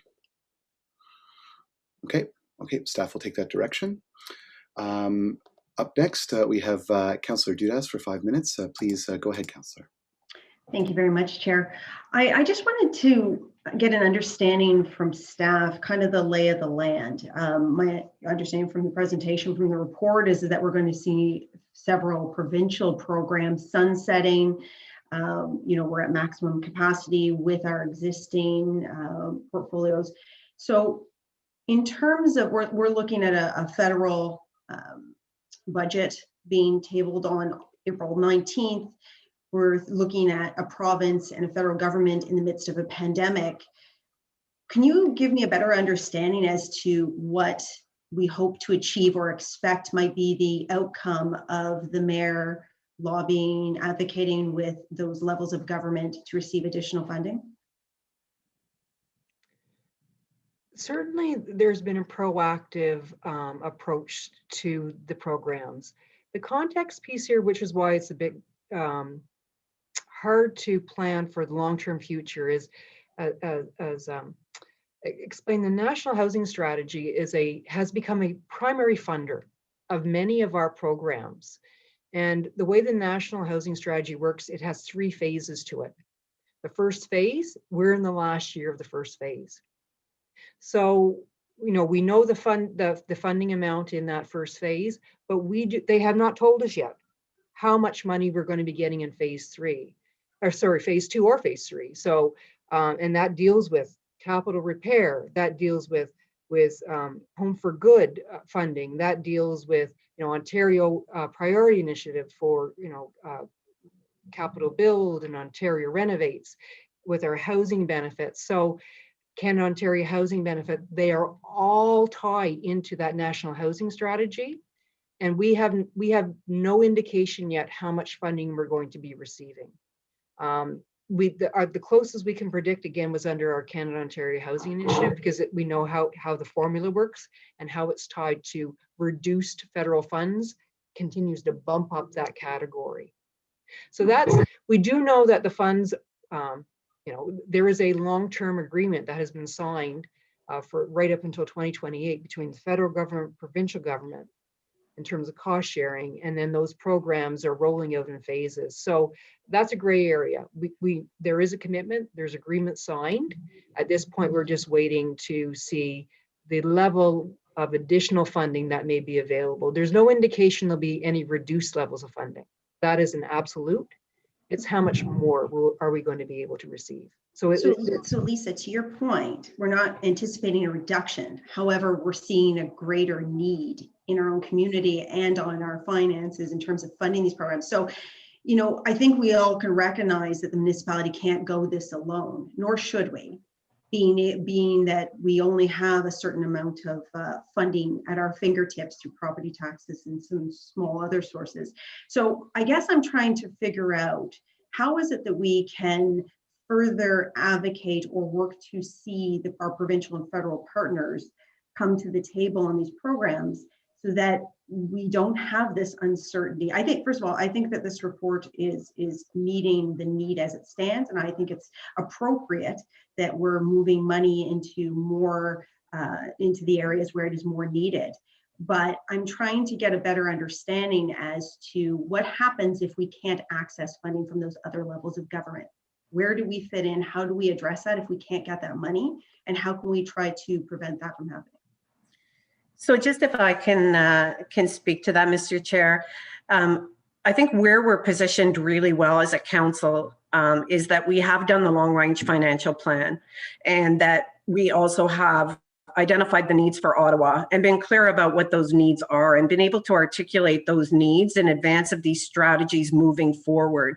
In the past, before these plans came out, we were kind of waiting to see what Ottawa would get in an allocation. This time we've been proactive in identifying, here's what the municipality needs, here's the programs, and we've aligned it to the specific programs that each of the levels of governments are funding. So it's clearly within what they have as program commitments. And what our hope and intent is that as these programs roll out, we'll be able to assess the difference between what the other levels of government are providing us and the goals and objectives that we're trying to achieve. And that's really where then we play with the municipal investment that committee and council has made, that amount that we're allocating both on the capital bill, and to see that picture as we move forward will be much clearer in the next year and a half.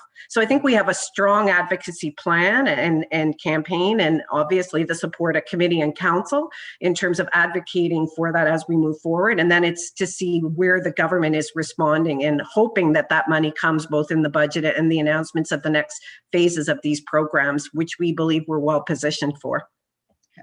Well, thank you, and thanks to staff in regards to getting into that position. I look forward to hearing what the federal and provincial levels are willing to support us on. But I do think that we should be, and as you said, we are, but we should be prepared to understand what the impact would be if they cannot fully fund us to the extent of what our demands are. So thank you very much, Chair.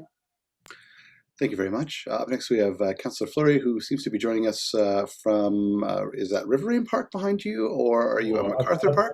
That's Smith Park. Ah, wonderful. All right, please go ahead. It's a sunny day out here.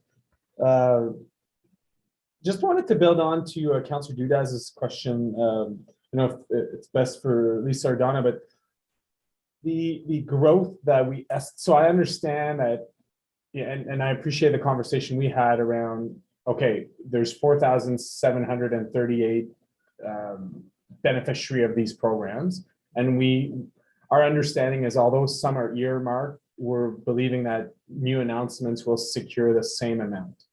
But then parallel to that, we have the pressures that we face today, and your presentation was quite clear on that, around the 444 additional grouping that we're looking for. I'm unclear as to, you know, Donna just made the point saying we want to be clear as to what our ask is. So are we taking the earmarked programs, or the numbers that are up for renewal, and sending those into the province and saying, please confirm you're renewing that, and by the way, here's our growth plan locally? Like, that's where I'm confused in terms of what are we asking specifically the province in this case to back fund, other than the risk of the programs that are ending. Certainly. Thank you, Mr. Chair. We have done the projections. So in the presentation, we showed projections for growth for 5 years. We have done these actually detailed projections right out for the next 10 years. So the projections include both growth as well as supporting programs that are sunsetting, as well as, if we need to, you know, having the provincial government backstop some of the programs that the municipality is currently paying for. So we can look, we have the ability, and we have the, you know, we're now to the minutia level of having an exact number that we can be articulating forward to the other levels of government. And as they include, you know, increase, you know, inflation factors and attrition factors. So we're very, very, very comfortable with the numbers that we were presenting forward, and we can literally slice and dice it any way we feel is appropriate to do so moving forward with those levels of government. So it really does support those asks. And so would that include the 444 year after, like the 10% increment increase for the next 5 years? We have those projections, yes, right out for 10 years. So yes. Okay. And okay, so you made a point during your presentation that I'm looking for clarifications on. So you said there's a number of good criteria that are changing to really maximize the use of the program, which I'm certainly in favor of. We shouldn't create parallel programs and people waiting, because I think that slows down a bit of the process along the way, and sets expectations that often are not attainable. But as part of that, you added the second piece, which is these programs, these two buckets, the rent subs and the allowances, are targeted to those that are in motels and shelters. Can I, if we park that for a second, in the chronological list, how many would benefit from this? Like, I think we're not showing that face of the equation. We're showing the emergency side, and it is urgent, don't get me wrong, but we're not showing the fullness of what a full rent allowance could be for the entire list. So can you maybe speak to that, and how would we articulate that in an ask to other levels of government, or even for our own policy considerations? Thank you, Mr. Chair, and good question. So in terms of the composition, so this, as we talked about, so the year-end stats for the wait list was, the total number of households was 12,571, of which 1,027 had a homeless priority. So the context piece. So we're looking, over 10,000 households are on our wait list that don't have a homeless priority. The vast majority. Historically, the housing benefits have been primarily targeted towards those that are within our emergency shelters, again, to facilitate the moving into permanent long-term housing, and also to mitigate costs. The cost to maintain them within the emergency shelter system is very, very expensive. And I know there's been many discussions about that. Whereas the balance of the households on the wait list are housed. They may be precariously housed, there's no doubt about it, and they may not be living in affordable housing, but they do have a roof over their head. And it really was prioritizing the very limited funding that was available to support households and maximizing where there was the best outcomes for a number of factors, including long-term housing stability and overall minimized costs for the entire system. So that was part of that. So there was another question with regards to how would it benefit households? Well, we had a little sample of that under the Canada Ontario Housing Benefit Program that we implemented last year. Based on the council report recommendations in the provincial program requirements, the program was specific to single females or female-led households with children. First priority, again, was for Indigenous households, those with a homeless priority, and then secondary was those that were precariously housed or at high risk of losing their housing because of affordability. So we had the opportunity we started with our two first priority groups, the Indigenous and the homeless category of women that within our shelters. And then we did have the opportunity to expand that slightly to provide an opportunity for those women and children on our wait list with the longest wait list, the opportunity to have access to the Canada Ontario Housing Benefit, a small number, based on the criteria that was approved by council and the province. It was a high success. It was a very successful program. Sorry, I thought you were finished. Please go ahead.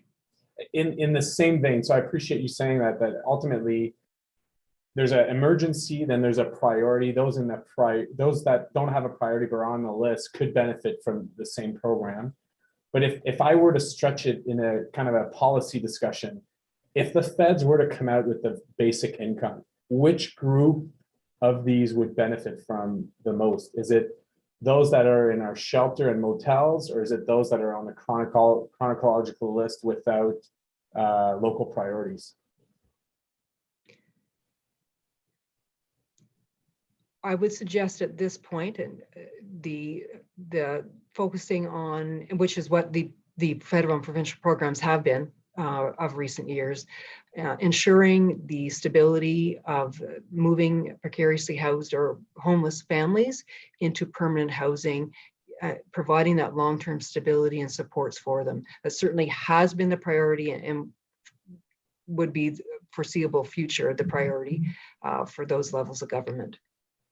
again, the pandemic has really helped highlight that, right? I mean, in terms of the increased risk to households that are living in congregate environments.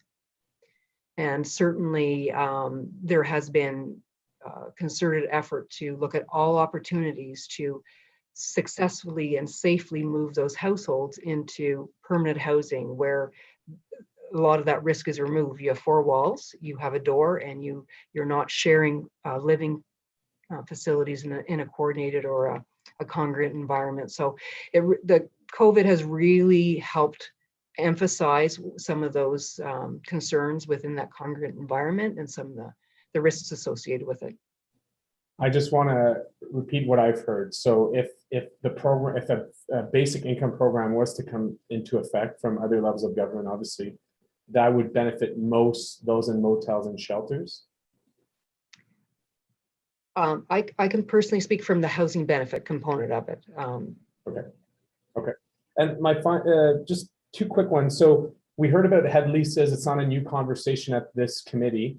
If and when we're reviewing head leases, do you see it as a tool or do you see it as a separate program? Like the structure around head leases could benefit from a rent sup or a rent allowance. That's kind of the facilitated funding, but head leasing is more than that. Can you maybe speak to how you see that evolve in terms of funding ask or yeah, I'm just curious from the city point of view, how do you see those programs tie in? If you were moving down the road towards a head lease, it would most closely resemble a rent supplement program as we currently have it structured. It would be very difficult to do it a different way because of the way you structure a head lease. Okay, sorry. And just, sorry, Councillor, and just on that, so that is on our work plan to take a look at, and that, you know, we would contemplate and look at what are the existing programs that we have available and how would we do that. But I think at this point in time, it would be speculative until we've actually done the work to think about that. 1 minute left in this round, my friend. Oh, yeah, that's plenty of time, Mr. Chair. My last comment is just around the risk of capital. I've always opposed any movement of envelopes from capital into operational for, you know, Councillor Dean's had the point, which is we really have to invest in our housing stock. I did meet with Lisa and Donna, and obviously the intention is not to touch that bucket, but politically, we should be eyes open that when Councillor Mckenny brought the motion at council on the budget, looking at additional funds for this program, for our efforts, it would have supplemented it. So we wouldn't have the pockets issue that we have today. So look, I think the majority of elements that are presented to us today are heading in the right direction. I fear the movement of funds between capital and operations and what that could mean in the end. And obviously that's more of a political decision. Staff are coming with the best of recommendations based on our policies. Thank you. Does staff want to respond to that before we move on? Just that we're in agreement, Mr. Chair. We're absolutely in agreement that, you know, it's not our intent to do that, nor is it our desire to do that. And I think that the direction captures that as well. So we'll certainly be made aware the use. So the final wording being that staff be directed to advise CPSC and council in advance of using the social housing repairs and renewal envelope number 6, including the amount and intent for use of the funds. So I think that captures that there. So we'll certainly be well aware should this occur. Okay, up next we have Councillor Mckenny, and after them we have Councillor Kavanagh, followed by Councillor Meehan. Please go ahead, Councillor Mckenny. Thank you, Chair. And I want to thank staff for this report. I firmly believe that I think there are 3 people in the entire city that understand housing entirely, and probably 2 that understand the funding models around childcare. And I'm not one of them. So what we have in front of us really has got to be printed off and earmarked and kept on everyone's desks until we get the next update. This is truly lays out the picture for us in a way that it informs us, but it should also frighten us. And you know, go back to what Councillor Fleury just referred to. I'll say this, I support, given you the constraints that we as council have put you in, and we have, I support the recommendations. And I support how they're being made. I support the direction, but I am very happy to see that we are moving in a direction where we will subsidize people to the same degree as the former RGI, so close to that subsidy, because that's what people need. That's what people need to be able to afford their housing. So thank you for that. And I will be supporting the report on that basis. I just want to go back though to what Councillor Fleury referred to, and the wait list, and that yes, that 1,000 people on that are housing homeless priority, and the rest really are households that are precariously housed, as you say, and are at risk of falling into homelessness because they can't afford their housing. They live in adequate housing. We have all of that information. It's the right size, it's in decent repair, but they just can't afford it. So we don't need to build 11,000 units for that wait list. What we need to do is to be able to subsidize them so that they can stay in their unit. So I understand that this is not addressing that. It's like, again, it's like catching rainwater. You just move the bucket around and get people out of shelter, but more of them fall in. And until we all come to the table with far more money, it's going to continue. And that's not on staff, that's on us. But having said that, I just wonder, because we're not seeing the same, especially since COVID, since we're not seeing the same numbers around migration, and we're not getting as many new families coming into Ottawa who are homeless, have we seen a decrease in families who are living in shelter over the last 18 months? Like, are we making any headway? Thank you, Mr. Chair. So certainly we have seen progress, but as you're indicating, because of COVID, we've also had unique situations where we've also had to be more, provide greater support to our community partners. So in situations where typically they would not have necessarily been sort of with our family shelter system, we've had to provide those additional supports to them so that they're distant, right? So there's far fewer people in each of the facilities, and allowing that safety to be surrounding them. So it's very unique times right now. Certainly our statistics have indicated due to the migration that the numbers are decreased at this time, but there have been other factors that have created increased demand related to COVID. So as you had very accurately sort of you're moving a little bit and then it's coming somewhere else instead, but yes. Mm-hmm.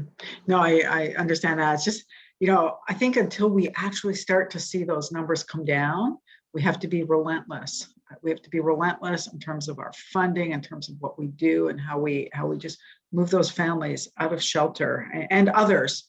I mean, I suggest to anyone to come downtown. I went to get my vaccine the other day in Councillor Fleury's ward, because there's no pharmacies in my ward that were providing them, and I was shocked at what I saw in that part of the city, and it's happening here in Chinatown. People are in dire straits. Anyway, I digress.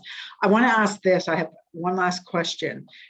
So that I just want to understand the $3 million that we're putting into our housing benefits will support the growth of 300 to 500 households annually. Is that correct? That is correct, yes. Okay. So when we asked for $5 million during 2021 budget to go into housing, had council approved that $5 million would have supported the growth then, and I'm not a mathematician, but I did a quick math calculation, of between 480 and 800 households annually. So I guess it's not a question, it's actually a statement, because I did do the math and it's correct. So had we added that to this 300 to this 3 million, we could be supporting the growth of between 780 and 1,300 households annually. And I just, you know, I need to express, and I know my time's up, that it's highly frustrating. And I look to other levels of government all the time, and they're not doing their jobs. The province is not doing its job, and the National Housing Strategy is slow and sluggish and not doing its job. But this council could be doing better. 780 to 1,300. That's the number of families we could be supporting every year had we said yes to that 5 million. I think we have to remember that. But I'll just say this, staff, I do want to thank, Chair, I just do want to thank staff. You were given a zero-sum option here today, and we got the best that we could, and I do highly support your recommendations. Thank you. Thank you, Councillor. Councillor Kavanagh, please. Yeah, thank you very much, and it's always great to follow Councillor Mckenny and hear her views on this as the liaison. Thank you. My first question I already know the answer to, but I'm just going to say it anyway. On the gender lens, it sounds like it's primarily women-led households that are the primary target here. We've heard about housing being the primary concern in our studies on when we reach out to the community. Is that the case? Thank you, Mr. Chair. Specifically related to the Canada-Ontario housing benefit, you're correct. It was exclusively for women, female-led families and sole households. Yes, it was. Our more general housing benefits, it is for the population within, our shelter system and that access it. So it could be either, it's anyone. It has, but certainly under the Canada-Ontario housing benefit program that we are administering on behalf of the province, it was exclusively, yes, correct. Okay. Now I think that's important for us to remember that and say it out loud. That's who we're looking at, and that's who we have to help, especially during COVID, where it's been very hard on households and women-led households. That's great.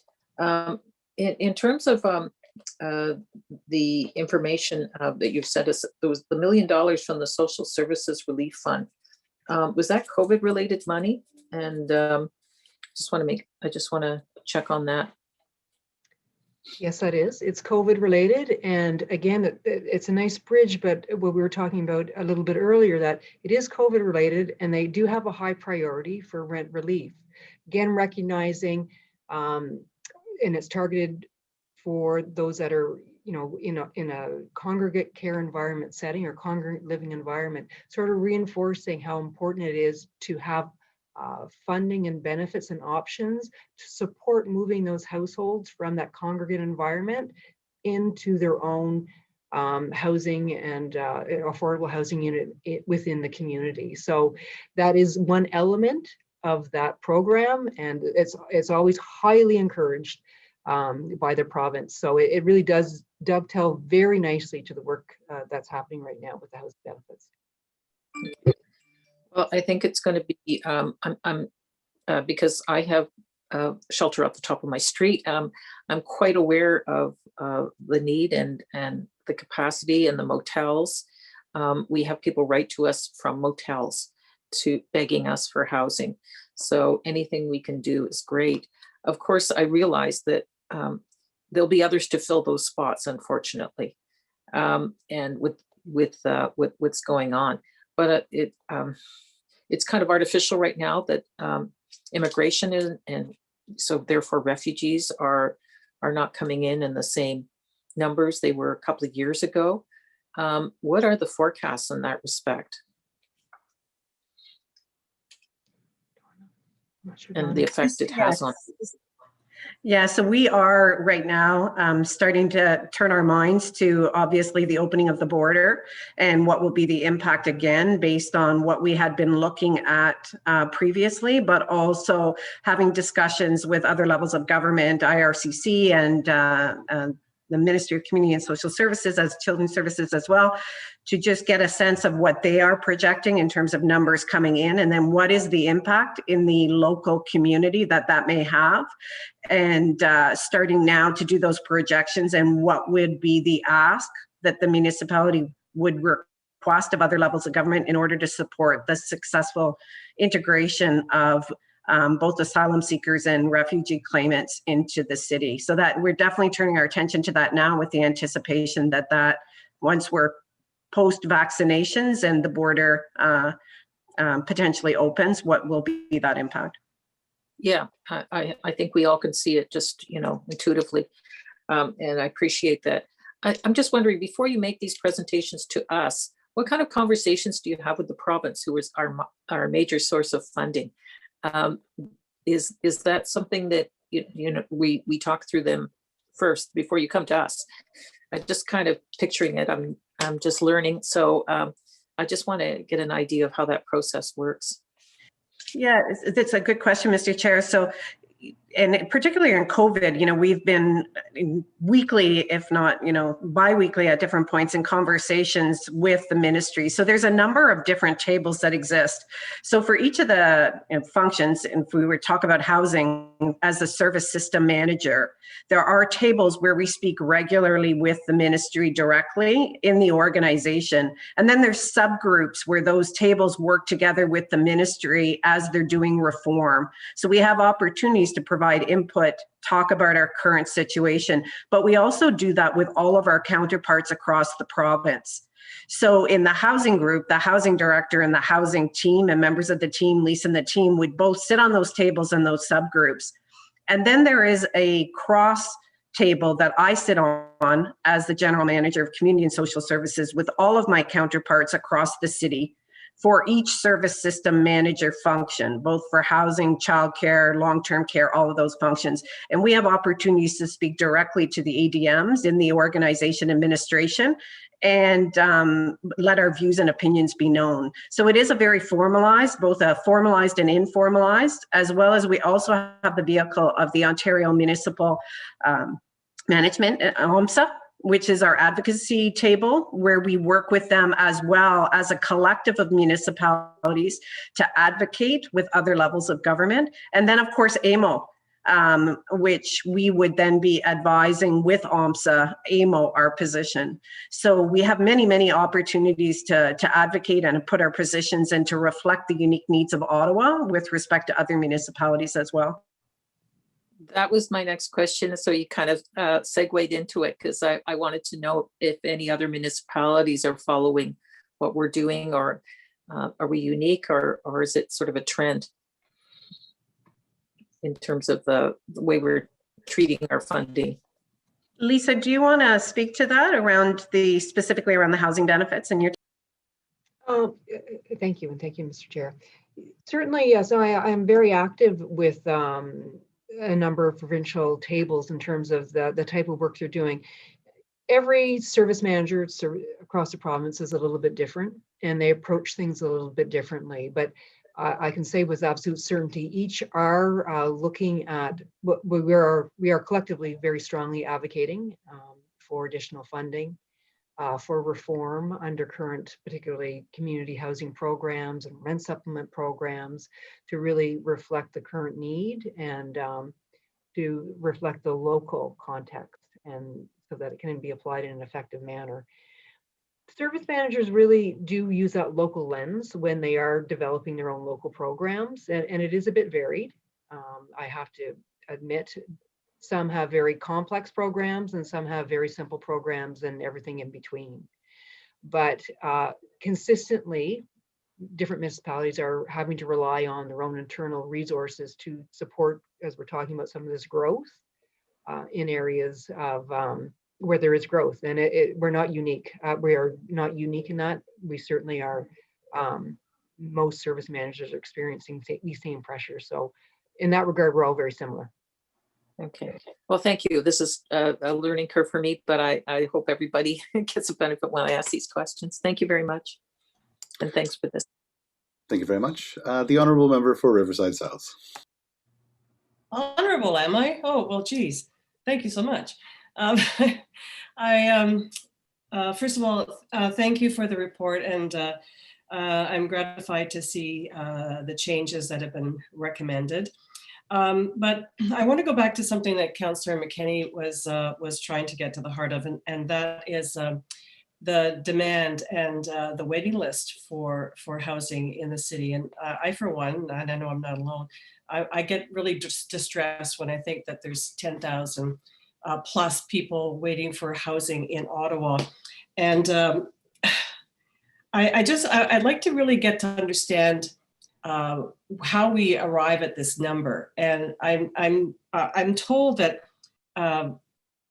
do we have a centralized list of people that we know exactly who's on our wait list, what they're waiting for? Like, is there, I know that there's over 100 agencies in Ottawa dealing with people with homelessness, and not just the city, but do we have a centralized list that tells us exactly who's waiting, who they are, what they need?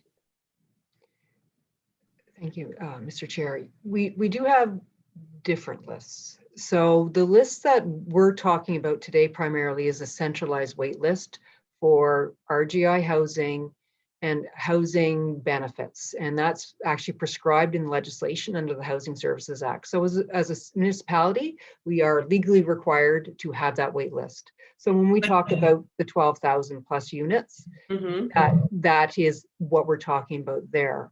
There is a coordinated access related to some of the homelessness services, and there is work underway in that area as well. They're not the same. Under the centralized wait list, we certainly do have some supportive housing. We have a wait list for RGI housing. We have a wait list for, we call it below market rent. So those are under our affordable housing program. Just a second, Lisa. I think that really doesn't get to the heart of my question. We have 143 agencies in the city who are dealing with homelessness issues. Do we have a centralized one list that coordinates all those agencies, the requirements that all these agencies are dealing with, the people they're dealing with? One list that we can look to and say, these are our homeless numbers, and these are the people we need to help. I don't care about the programs. I want to know, do we have a list that all those agencies feed into, centralized, and so we can get an actual total? There is yes, there is a software system that tracks people that are entering into the homeless shelters on a nightly basis. It's called HIFIS. And who coordinates that? The actual owner of the system is, I think it's the federal government, but we have at the local level, we maintain the HIFIS system and gather data from that. So for City of Ottawa. So if there's a homeless person comes to, I don't know, Housing First, or they go in there, that's their access point. That family goes into this HIFIS system. So if that family goes someplace else later, they're told they're still on that list. They won't be added again. Would that be accurate? The HIFIS system is very specifically tracking shelter use on a daily basis. So if your example that you provided, if that individual or family left the shelter the next day or a week later, they would no longer be captured on that list. It's specific to people who are actually accessing this shelter system at any given point in time. Okay, that's the shelter system. For the people who are here now and are homeless and waiting for a rent geared to income, do we have that? Is there a centralized list there? Yes, that is part of our regular centralized wait list, and they would have the homeless local priority. So, and that was the number we were reflecting with the 1,027. So yes, that we absolutely have a centralized as part of our centralized wait list to capture those with the homeless priority for RGI housing. Yes. Okay. So so the homeless, for people who are homeless and have gone to an access, once they leave the shelter, if they go someplace else after, are they counted again when they go to another agency? No, once you have a homeless priority, while you continue to be homeless, irrespective of where you are homeless, you continue to have that priority. Okay. So 50% of our newcomers are contribute to our homeless issue. And I think it was Councillor Mckenny talking about these newcomers are not coming. So what has that resulted? I know that there are other pandemic related pressures that contribute to our homeless list. But when 50% of our homeless issues are newcomers and they're not coming, what has that done to our numbers? Honestly, I am not the expert on that area of the work. We do know that there continues to be pressures on the shelter system. Again, as we were talking about, we are, because of the need for distancing, it's requiring additional use of the shelter system in providing hotels, motels to provide that safe environment for people while they're while they remain homeless. So that has definitely significantly increased the demand for services and hotels and motels, to be quite frank, that support people while they're homeless. Is it fair to say that we do have redundancy in the system? Is it possible to provide a little bit of clarity in redundancy? Well, I mean, yes, that we have so many agencies dealing with homeless. Is it possible there's a lot of duplication in services that could cause our numbers to be higher than we actually believe they are?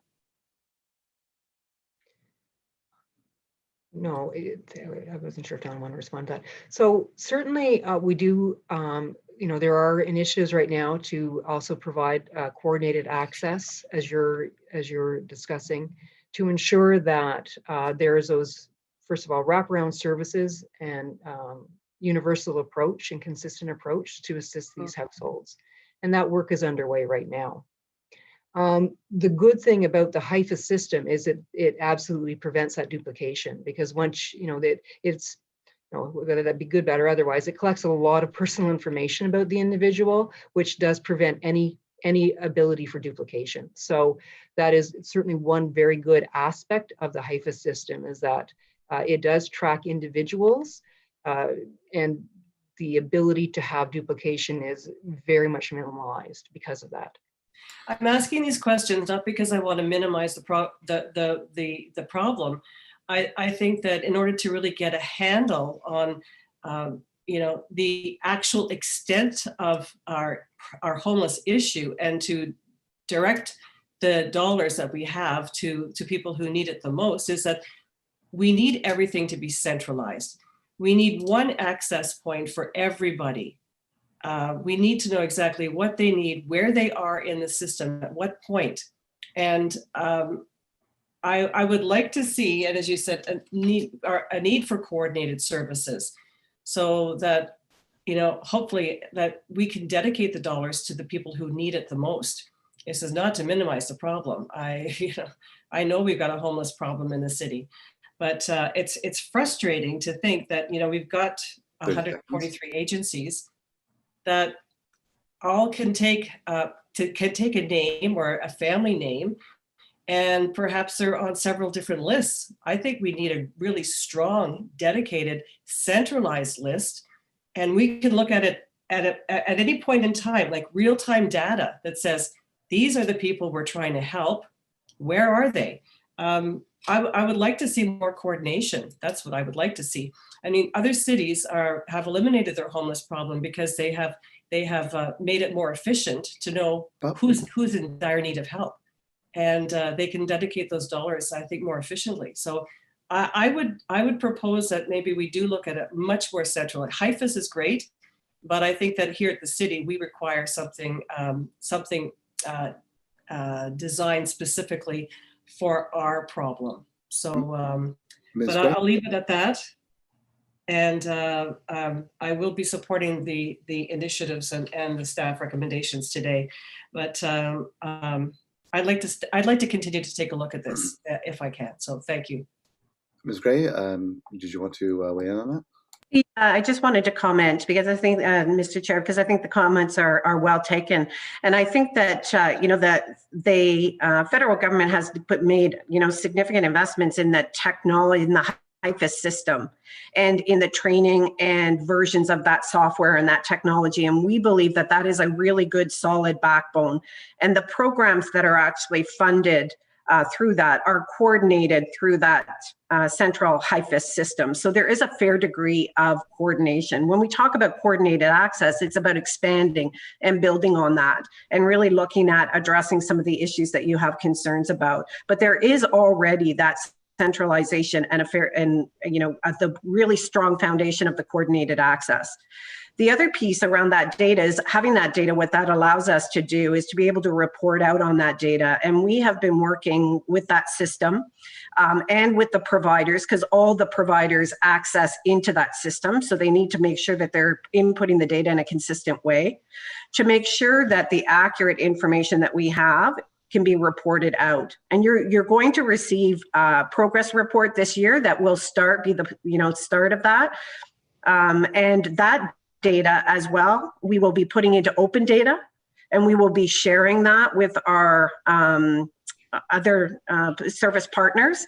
And that was the efforts of Councillor Fleury's motion that directed us to have a regular ongoing reporting and progress report, that you will start to see that in open data that our community can use as well.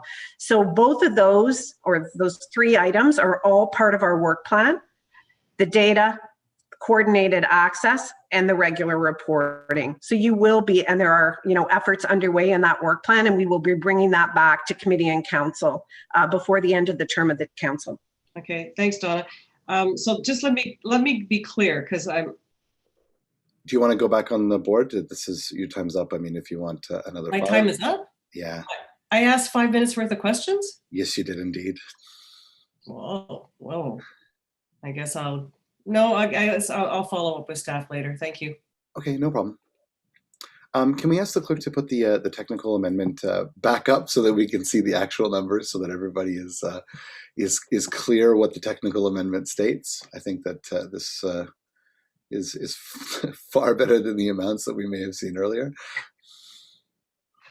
Okay, thank you very much. That's it. We'll just give the committee a moment just to take a look at the revised numbers here.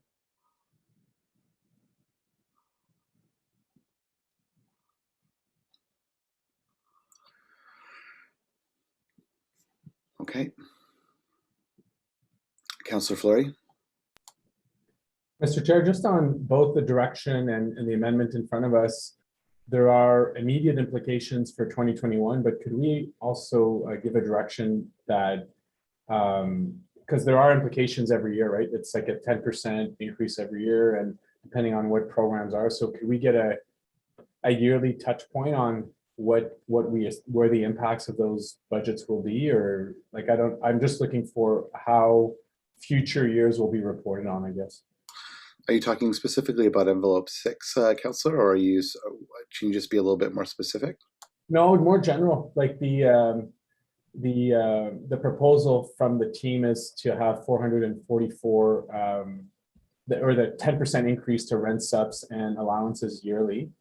And obviously we have to support that with proper funding. So I think that part of the identification of the buckets that were done today were for 2021, risk for 2021 if need be, but there are yearly implications. So I just wonder how that will be reported on. Ms. Gray? Mr. Chair, so we have committed through that housing and homelessness work plan and the targets that have actually been established to be providing ongoing regular reporting to committee and council. And I believe that can be contemplated in that reporting so that you have that level of understanding in that reporting. I appreciate that. Thank you. So thank you very much. On the report as amended, is this item carried? Carried. Carried? Carried. Yeah, Chair, if you could carry the motion first. Oh, pardon me. I'm sorry. I thought we had appended the two. Okay, so on the motion, on the technical amendment, carried. Carried. And then on the report as amended. Carried. Carried again. All right, perfect. Thank you very much. Carried. We have no in-camera items today. Do we have any notices of motion for consideration at a subsequent meeting? We've received none. Seeing none. Do we have any inquiries? Seeing none. Any other business? Seeing none. On adjournment, is the motion carried? Carried. Thanks, Chair. We are adjourned. Thank you, everyone. The next meeting of CPSC is scheduled for Thursday, May 20th, 2021. There's also a joint planning and CPSC meeting on Thursday, April 22nd to discuss short-term rentals and zoning. So I'm looking forward to seeing everyone on Thursday, April 22nd. I hope everyone enjoys the rest of their day despite the rain. I know that our gardens and grass need it. So looking forward to seeing you on the 22nd. Thank you all very much.